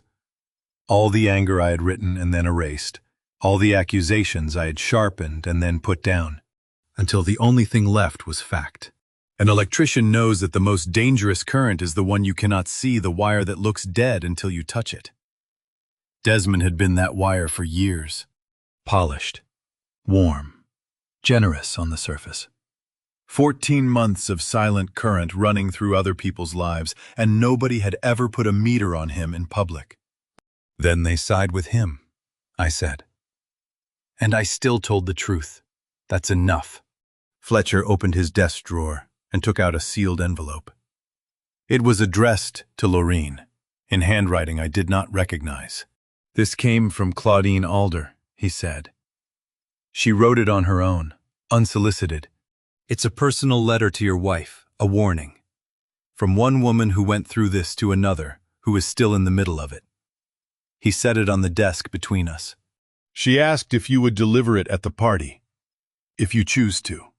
I picked up the envelope. It was light. 1 page, maybe 2. A woman in Raleigh who had lost everything to the same man. writing to a woman in Brooklyn who did not yet know she was losing everything too. I put the envelope in my inner coat pocket, next to the folded speech. 2 documents, one from me, one from a stranger, both carrying the same truth from different directions. "Is this revenge?" Fletcher asked. The real question. The one underneath all the legal strategy and scenario planning. I thought about it honestly. Part of me wanted Desmond humiliated. I will not pretend otherwise. But that is not what the 4 sentences did. They did not accuse. They did not insult. They stated numbers, dates, and one pattern, and they let the room decide what to do with it. "I'm not doing this to destroy anyone," I said. "I just need them to hear what's true." I folded the speech once more and put it in my shirt pocket, where it pressed against my chest like a second heartbeat. Fletcher nodded. We shook hands at the door. On the sidewalk, my phone buzzed. A text from Ren. "Dad, I want to come with you to the party. Don't say no yet. I have something I need to say too." I stared at the screen. My son was 12 years old and asking to walk into a fire. I told Ren no. I told him the party was not a place for a 12-year-old. He sat across from me at the kitchen table with dish soap still on my hands from cleaning up after dinner. And he did not argue. He did something worse. He asked me a question. "Are you doing the right thing, Dad?" Not challenging. Not afraid. Genuinely asking, the way a boy asks when he is trying to build his own moral compass by watching the one his father carries. No adult in my life had thought to ask me that. Not Fletcher, not Morris, not anyone. It took a 12-year-old to put the question on the table and wait for the answer without flinching. "I think so," I said. "I'm not sure, but I'd rather be honest and wrong than quiet and safe." Ren nodded. Then he told me something he had been holding back. Desmond had been speaking to him privately. Not threatening, not aggressive, but with a gentle certainty that was worse than either. He had told Ren that I would not be around much longer. Not as a warning, as a fact. As if my departure from my own children's lives was already scheduled, and Ren simply needed to adjust to the timeline. "He said it like the weather," Ren said quietly. "Like it was just going to happen." I gripped the edge of the table. The wood was warm under my palms. The apartment was quiet except for the refrigerator and the sound of my son breathing across from me. "Then I want to be there," Ren said. "Not to talk, just to stand with you." "You standing with me isn't about being in the room," I said. "It's about knowing you would. That's enough." He pushed back quietly. The way steady children push not with volume but with stillness. Then he accepted. But he made me promise to tell him everything after. All of it. No editing, no softening. He held out his hand across the table. I took it. His grip was firm, slightly damp from nervousness, his knuckles still small but deliberate. He shook my hand like a man. 12 years old. Eyes steady. Jaw set the way mine sets. And I thought I built that. Whatever else I have lost in this, I built that. The next day I was in Fletcher's office. The reheated takeout smell hung in the air and the speakerphone light blinked green on his desk. A woman's voice came through the speaker with a southern inflection and the measured cadence of someone who has told her story before and made a kind of peace with it. Vivica Prescott, Desmond's first ex-wife. A former dental office manager from Raleigh who had lost her home and her savings to the same pattern I was living through the LLC. The asset absorption. The family replacement. The custody leverage. She was the true first. Claudine Alder, the woman Fletcher had contacted weeks ago, was actually the second wife, not the first, which meant Vivica's marriage was the original template. 4 women. 4 families. The same script performed until the blocking was perfect. Vivica confirmed everything Fletcher's investigator had found. And then she added something new. Desmond had not just taken her money. He had given her documents to sign, corporate filings, account authorizations, transfer forms presented as routine financial planning. By the time she understood what she had signed, the assets were in shells she could not access, and the marriage was over. "He'll make her feel like the divorce was her idea," Viveka said through the speaker. "That's how he works. You leave thinking you chose to go." Fletcher looked at me across the desk.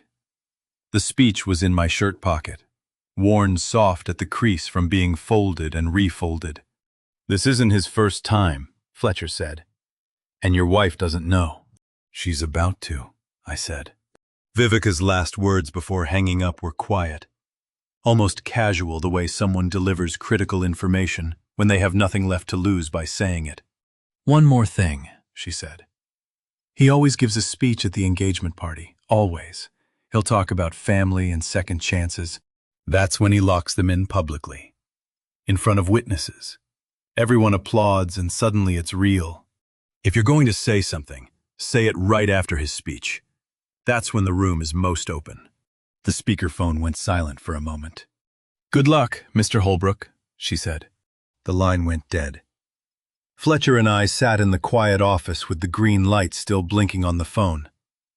I now knew the exact moment. Not before the speech. Not during. After. When the room was full of applause and goodwill and the narrative Desmond had built was at its most visible and most vulnerable. 5 days. 4 sentences. One room that could not hang up. The With hotel lobby smelled like fresh linen and bergamot.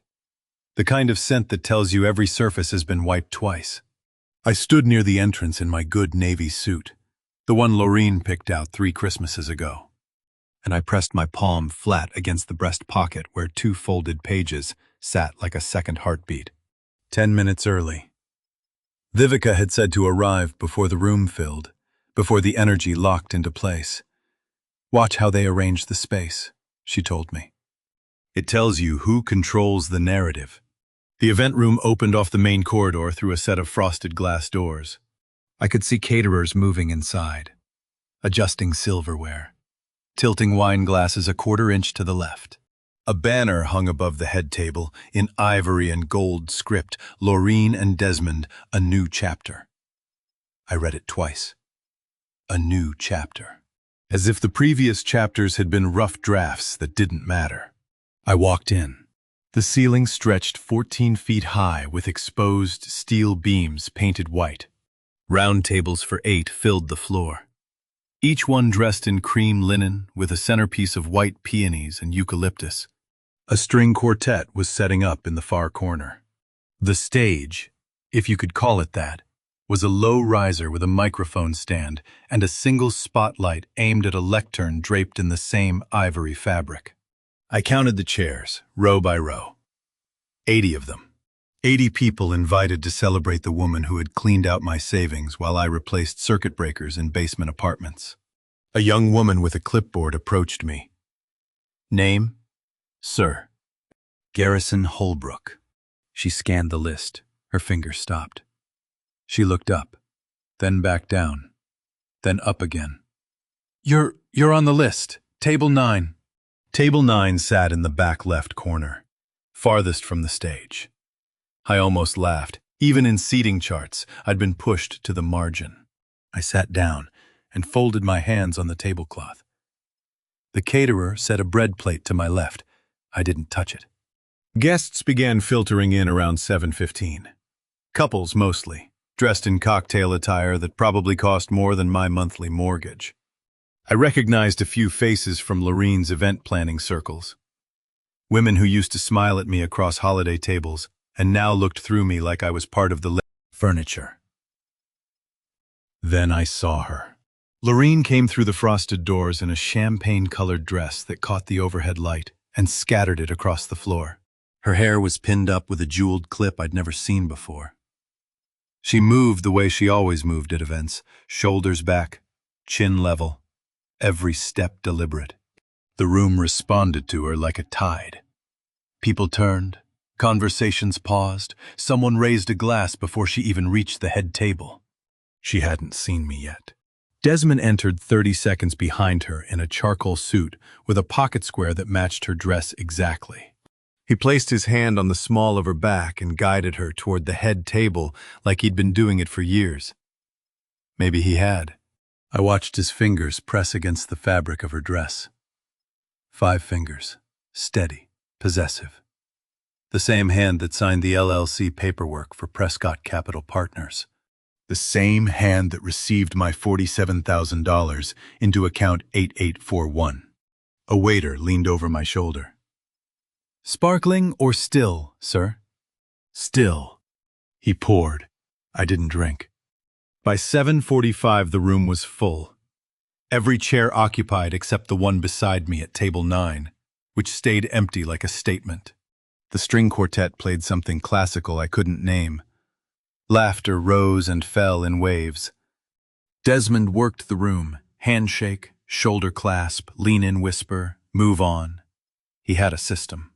I recognized it because I used to do the same thing on job sites, making every electrician feel like the most important person in the room. The difference was, I meant it. At 7:55, a man in a vest tapped the microphone twice.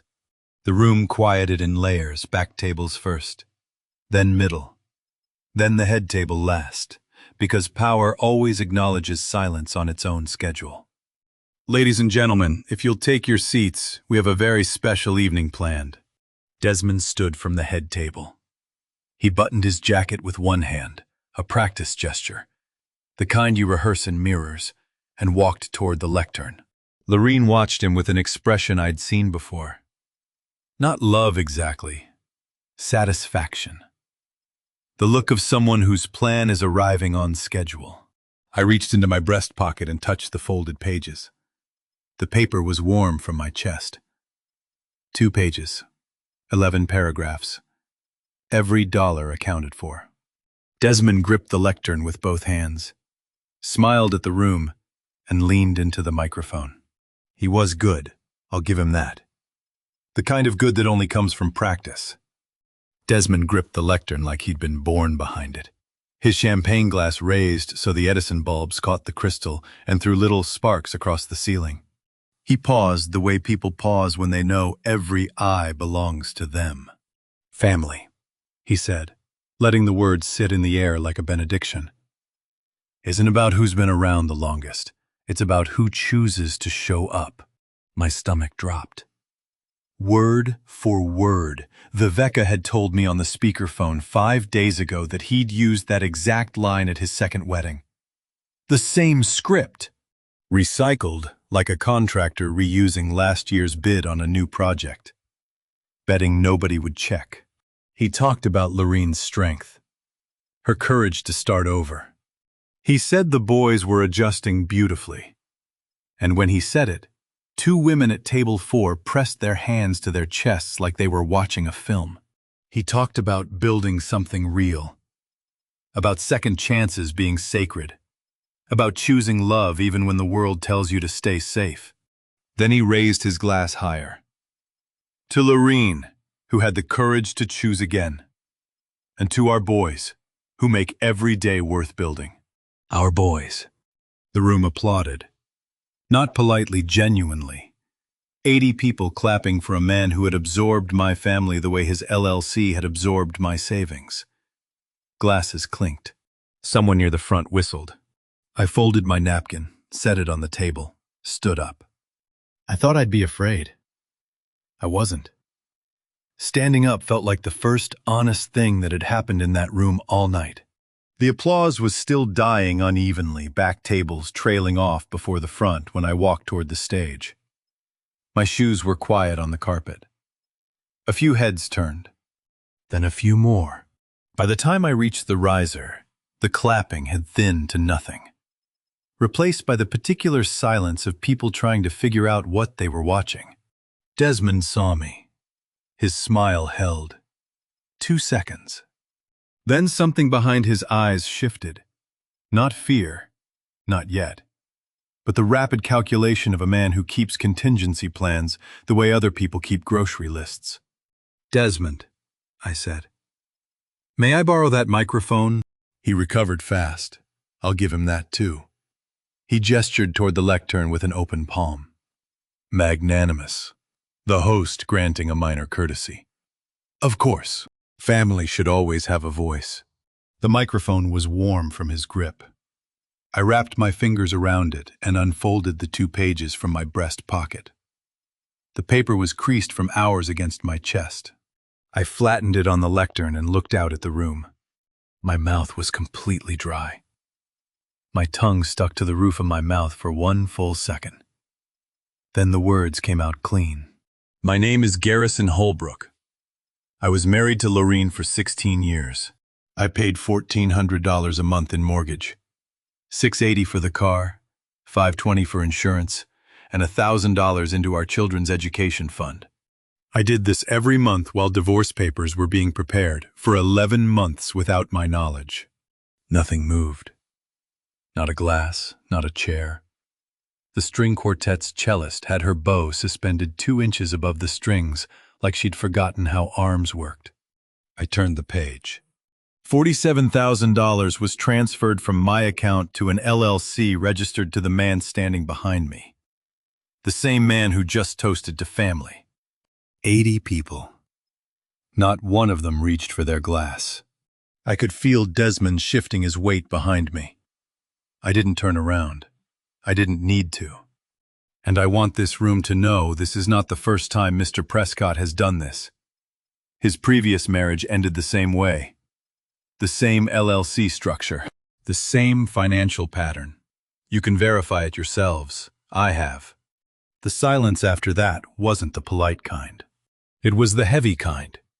The kind that has weight and temperature. 80 bodies who had stopped moving.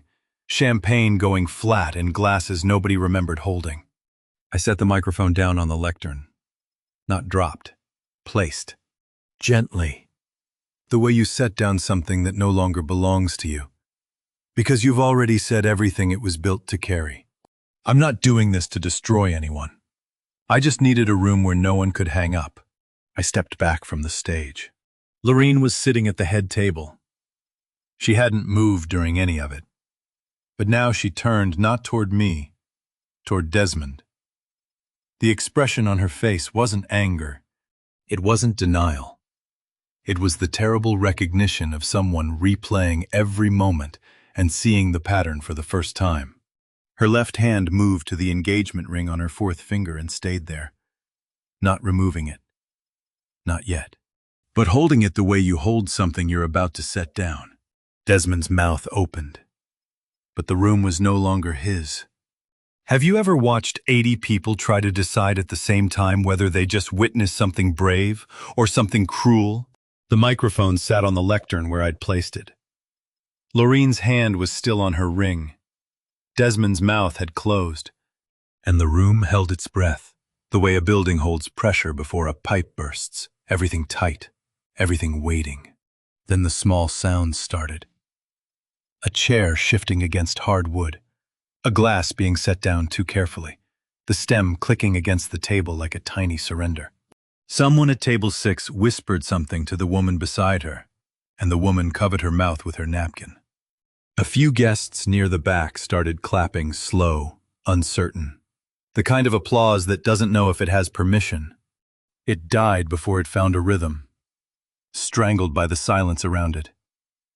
Most people were looking at their hands.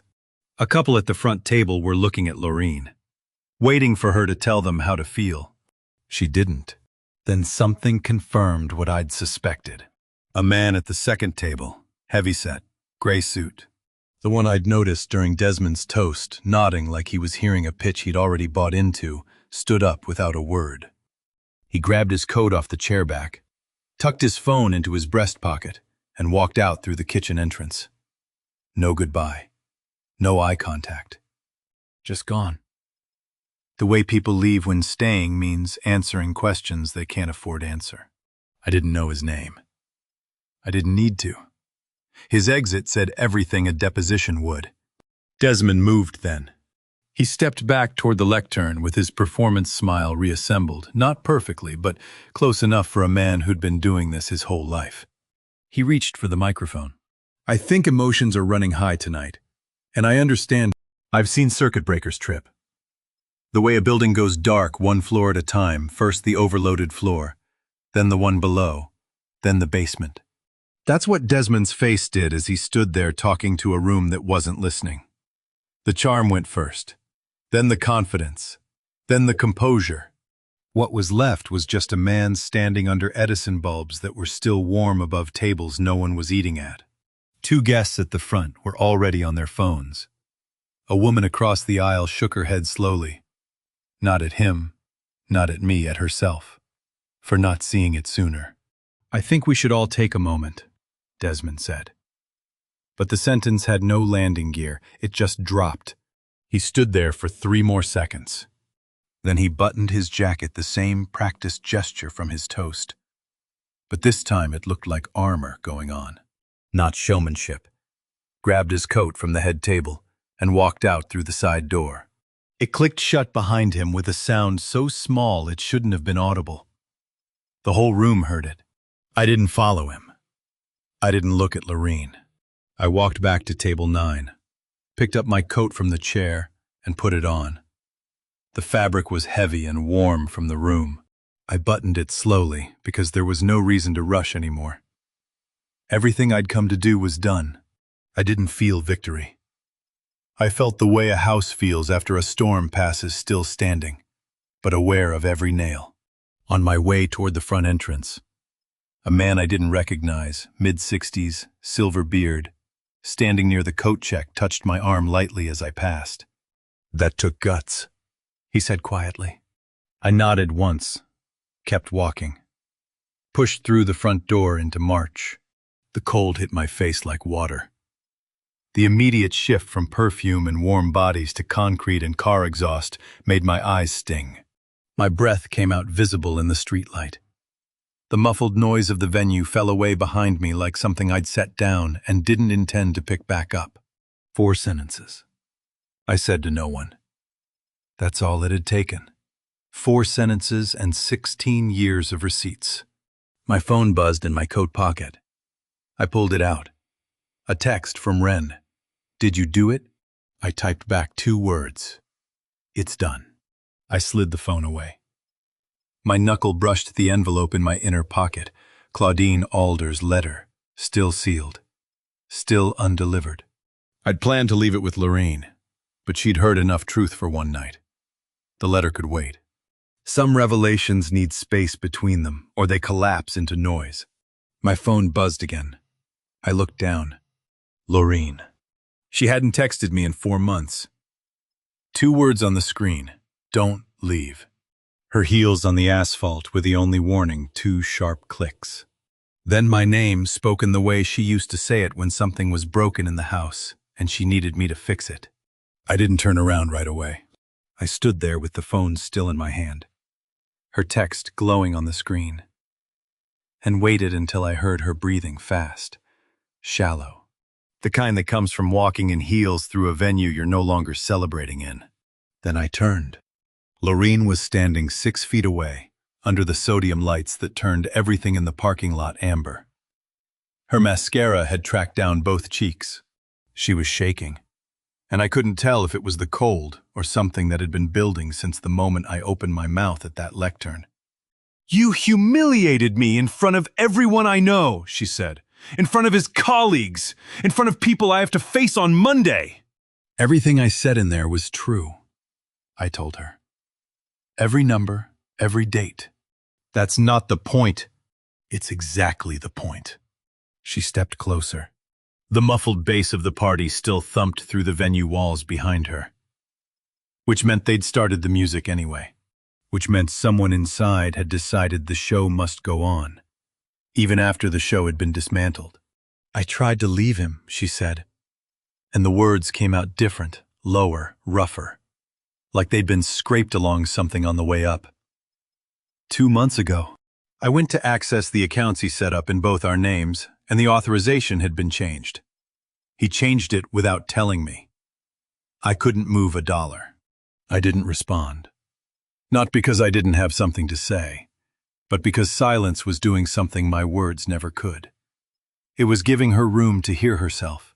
She was crying the way people cry when they've been holding it for months. Not loud, not dramatic, Just a steady leak she kept wiping away with the back of her hand, like she was embarrassed by it. Her accusations slowed. The sentences got shorter. She stopped defending Desmond entirely, and what came next wasn't aimed at me at all. He told me the LLC was to protect us, that moving the money was standard financial planning. I didn't ask questions because he made it feel like asking was insulting him. A car started somewhere deeper in the lot. Its headlights swept across us and moved on. "I knew about the divorce papers before you did," she said. "I knew for 11 months, and I didn't say anything because he said it would be easier that way." Easier. She repeated the word like she was tasting it for the first time and finding it rotten. I kept my hands in my coat pockets. My fists had been clenched for hours. I let them open, one finger at a time, and felt the folded speech pages and the sealed envelope pressing against my chest. "Lorene, I need to tell you something else." She looked at the ground. Her perfume was fading into the wind, replaced by the concrete and rain smell of a Brooklyn parking lot at night. When she spoke again, her voice was stripped down to a frequency I hadn't heard since the early years before the event planning took off, before the house felt like a stage. "It was me who taught Caleb to stop calling you Dad. How do you forgive someone who took your son's voice and replaced it with silence, when that someone is also the mother of your children, and she's standing in a parking lot at 11 o'clock at night, telling you she knows exactly what she did?" "Desmond brought it up," she continued. "But I'm the one who sat with him. It wasn't one conversation, it was weeks. I'd say things like, 'You can call him Garrison. That's his real name. That's what grown-ups do.' I made it sound natural. I made a 7-year-old practice erasing his father because Desmond convinced me a clean break would be healthier for the boys. Salt. That's what I tasted from the cold air, from exhaustion, from something in my throat I couldn't name. I didn't speak for a long time. Long enough for another car to pull out of the lot. Long enough for the music inside to change songs. Then Lorene reached into her coat pocket and held something out. The engagement ring sat in her open palm under the amber light. Small and bright and no longer on her finger. "I'm not asking you to take me back," she said. "I'm asking you to believe I'm done being someone else's project." I looked at the ring. I didn't touch it. "We're not okay yet," I said. "But I think we're starting from the right place." Before she got back in her car, I handed her the sealed envelope from my coat. "This isn't from me," I said. "Read it when you're ready." She didn't ask who it was from. I think she already knew. The judge said "ordered" 3 times in 90 seconds. And each one put a piece of my life back where it belonged. Ordered recovery of unauthorized transfers from the LLC, citing pattern evidence and corroborating testimony from Raleigh. Orders custodial oversight of the education fund. Return to my name. Ordered forensic accounting costs assigned to the responding party. I stood in Kings County Supreme Court and listened to a woman in a black robe dismantle the architecture Desmond had spent years building. Not all of it, the law doesn't work that cleanly. But the counter-petition forced the court to examine the pattern, not just the transaction. The ruling also revealed something that tightened my stomach. Desmond had begun moving assets into a new entity just days before Fletcher filed the freeze. If I'd waited one more week, the money would have vanished into a shell so clean, even forensic accountants would have needed months to trace it. 1 week. That's the margin between rebuilding and ruin. Outside.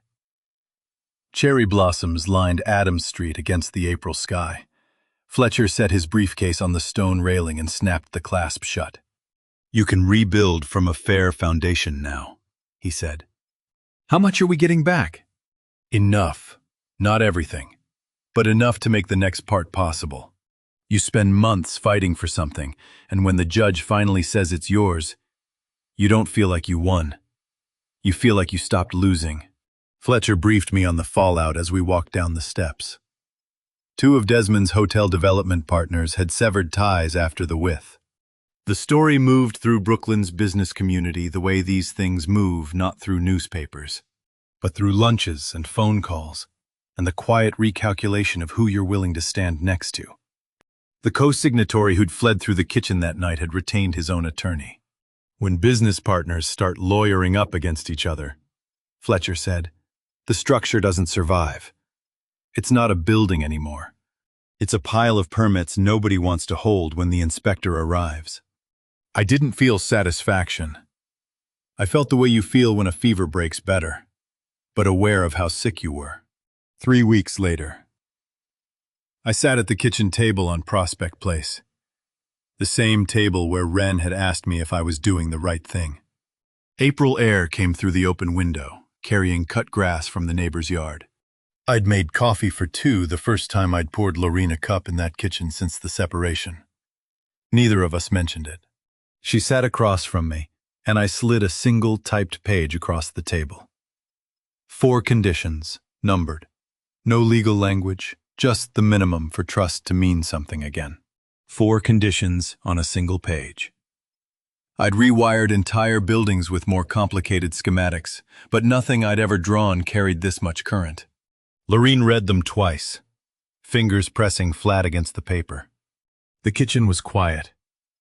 No faucet drip, no television. Just 2 people and a document that would determine whether 16 years ended at a courthouse or continued from an honest starting line. She didn't negotiate. She didn't cry. Fair, she said. Not generous, just true. That's exactly what I want. My hands were open on my knees. Not fists, not gripping anything. For the first time in months, I wasn't bracing for impact. I was sitting in my own kitchen with a woman I used to know, learning whether I could know her again. She set the page down. Caleb said Dad on the phone last night. First time in 8 months. I didn't coach him, I didn't prompt him. He just said it, like he'd been waiting for permission nobody needed to give. I couldn't speak. I picked up my coffee so I'd have something to do with my hands. I walked her to the door 20 minutes later. She paused on the threshold. Desmond left the state. I don't know where. But he left a box at my apartment bank records. LLC filings, things I've never seen before. She looked at me. I think he left them on purpose. I think he wanted me to find them after he gone. The door closed behind her. I stood in the hallway holding my coffee, thinking about a man who builds houses he knows he's going to abandon, and wondering if leaving the blueprints behind was his version of a confession. 3 months of quiet can feel like healing or like holding your breath. I wasn't sure which until my phone buzzed on a Sunday morning in June. The box Desmond left behind had gone to Fletcher LLC filings, bank records, transfer receipts dating back years. Enough to keep the forensic accountants busy through summer. Whether it was guilt or strategy, I decided it didn't matter. Some confessions only serve the person making them. I was staring at the ceiling when Wren's name lit up the screen. Dad, where are you? We're waiting. He said it the way only a 12-year-old can, impatient and certain at the same time. As if my absence was a clerical error he'd already decided to correct. 11 minutes, I said. Caleb made something, hurry up. I didn't ask where or why. I grabbed my keys off the counter and walked out the door. The drive from my apartment to Prospect Place takes 14 minutes on a normal day. I made it in 11. No traffic, every light green, the universe. For once, not standing in the way. I found out later that Wren had organized the entire morning himself. Called me, set the table, helped Caleb with the card. Lorene didn't know until she heard the front door close behind me. A 12-year-old had become the quiet architect of something no adult in this family had managed to build a morning with no agenda except showing up. The kitchen table was set for 3. Not the dining room, the kitchen. Small plates, mismatched glasses, cereal boxes lined up by height the way Caleb liked them. Wren was standing by the counter like a host waiting for his last guest. Caleb was sitting in his chair holding something behind his back, bouncing with the kind of energy that makes the chair legs scrape against the floor in short bursts. 32 photos from a Thanksgiving where no one saved me a chair. 1 kitchen table with 3 mismatched plates and a spot by the water pitcher. I'll take the second one every time. I made this, Caleb said, and held out a piece of construction paper folded unevenly down the middle. It's you. I took it. The paper was slightly damp from his nervous hands. On the front, in orange crayon pressed hard enough to leave grooves, he'd drawn something with a rectangular body and lines coming off it at angles. That's a circuit breaker, I said. Ren said that's what you fix. Things that break. I opened the card. Inside, in big crayon letters, orange again, his favorite color. One word. Daddy. The word he'd been coached out of using 8 months ago. Returned now in his own handwriting. Unprompted. Unscripted. Pressed so hard into the construction paper that the crayon had gone waxy and thick. 7 letters that carried more current than anything I'd ever wired. I sat down. Not because anyone told me to. Because there was a chair waiting. If you've ever walked into a room and known, not hoped, not guessed, but known that someone counted you before you got there, then you understand why I couldn't speak for a full minute. I just sat there with the card open on the table and the smell of cereal and slightly burnt toast and morning air coming through the cracked window, carrying cut grass from the neighbor's yard. We set your spot, Ren said quietly, pouring orange juice from a carton. The one by the kitchen. Is that okay? The seat at the end. The one closest to the sink in the refrigerator. The seat where you refill everyone's water without making them get up. The seat someone had to count before I arrived. That's the right spot, I said. Ren poured 3 glasses. Caleb was already eating cereal that was too sweet, shoveling it in with the focus of a 7-year-old who considers breakfast a competitive event. Nobody took a photo. Nobody posted anything. It was just a Sunday morning, with toast and juice from concentrate, the breakfast 2 boys knew how to make. And it was the best meal I'd eaten in a year. I noticed it as Ren sat down. On the counter behind him, pushed to the side a 4th place setting, a plate and a glass, set out and then moved. Ren had made a space for Lorene, then decided this morning was just for the 3 of us. That boundary was the boys' choice, not mine. I ran my thumb across the crayon grooves on the card and felt every letter. No one was going to hang up. No one was leaving through a side door. The current was running clean. If nobody puts your name on the table, you're allowed to stop clearing it for everyone else. And to you listening to my story, remember this. I spent 16 years paying every bill, showing up for every school morning, keeping the lights on in a home that was being hollowed out behind my back. I trusted the wrong person with everything I had. Don't make my mistake. Don't wait until the bank statement tells you what your gut already knows. The signs were there. I just didn't want to read them. People called what I did at that engagement party a revenge dad moment. And maybe it looked that way from the outside. But standing at that microphone wasn't about revenge. It was about a father refusing to be erased from his own family. I believe God put me through every one of those sleepless nights for a reason, so that when the moment came, I wouldn't shout. I wouldn't beg. I'd just stand up and tell the truth. The lesson isn't that a revenge dad always wins. The lesson is that the truth, delivered calmly and at the right time, carries more weight than any courtroom argument.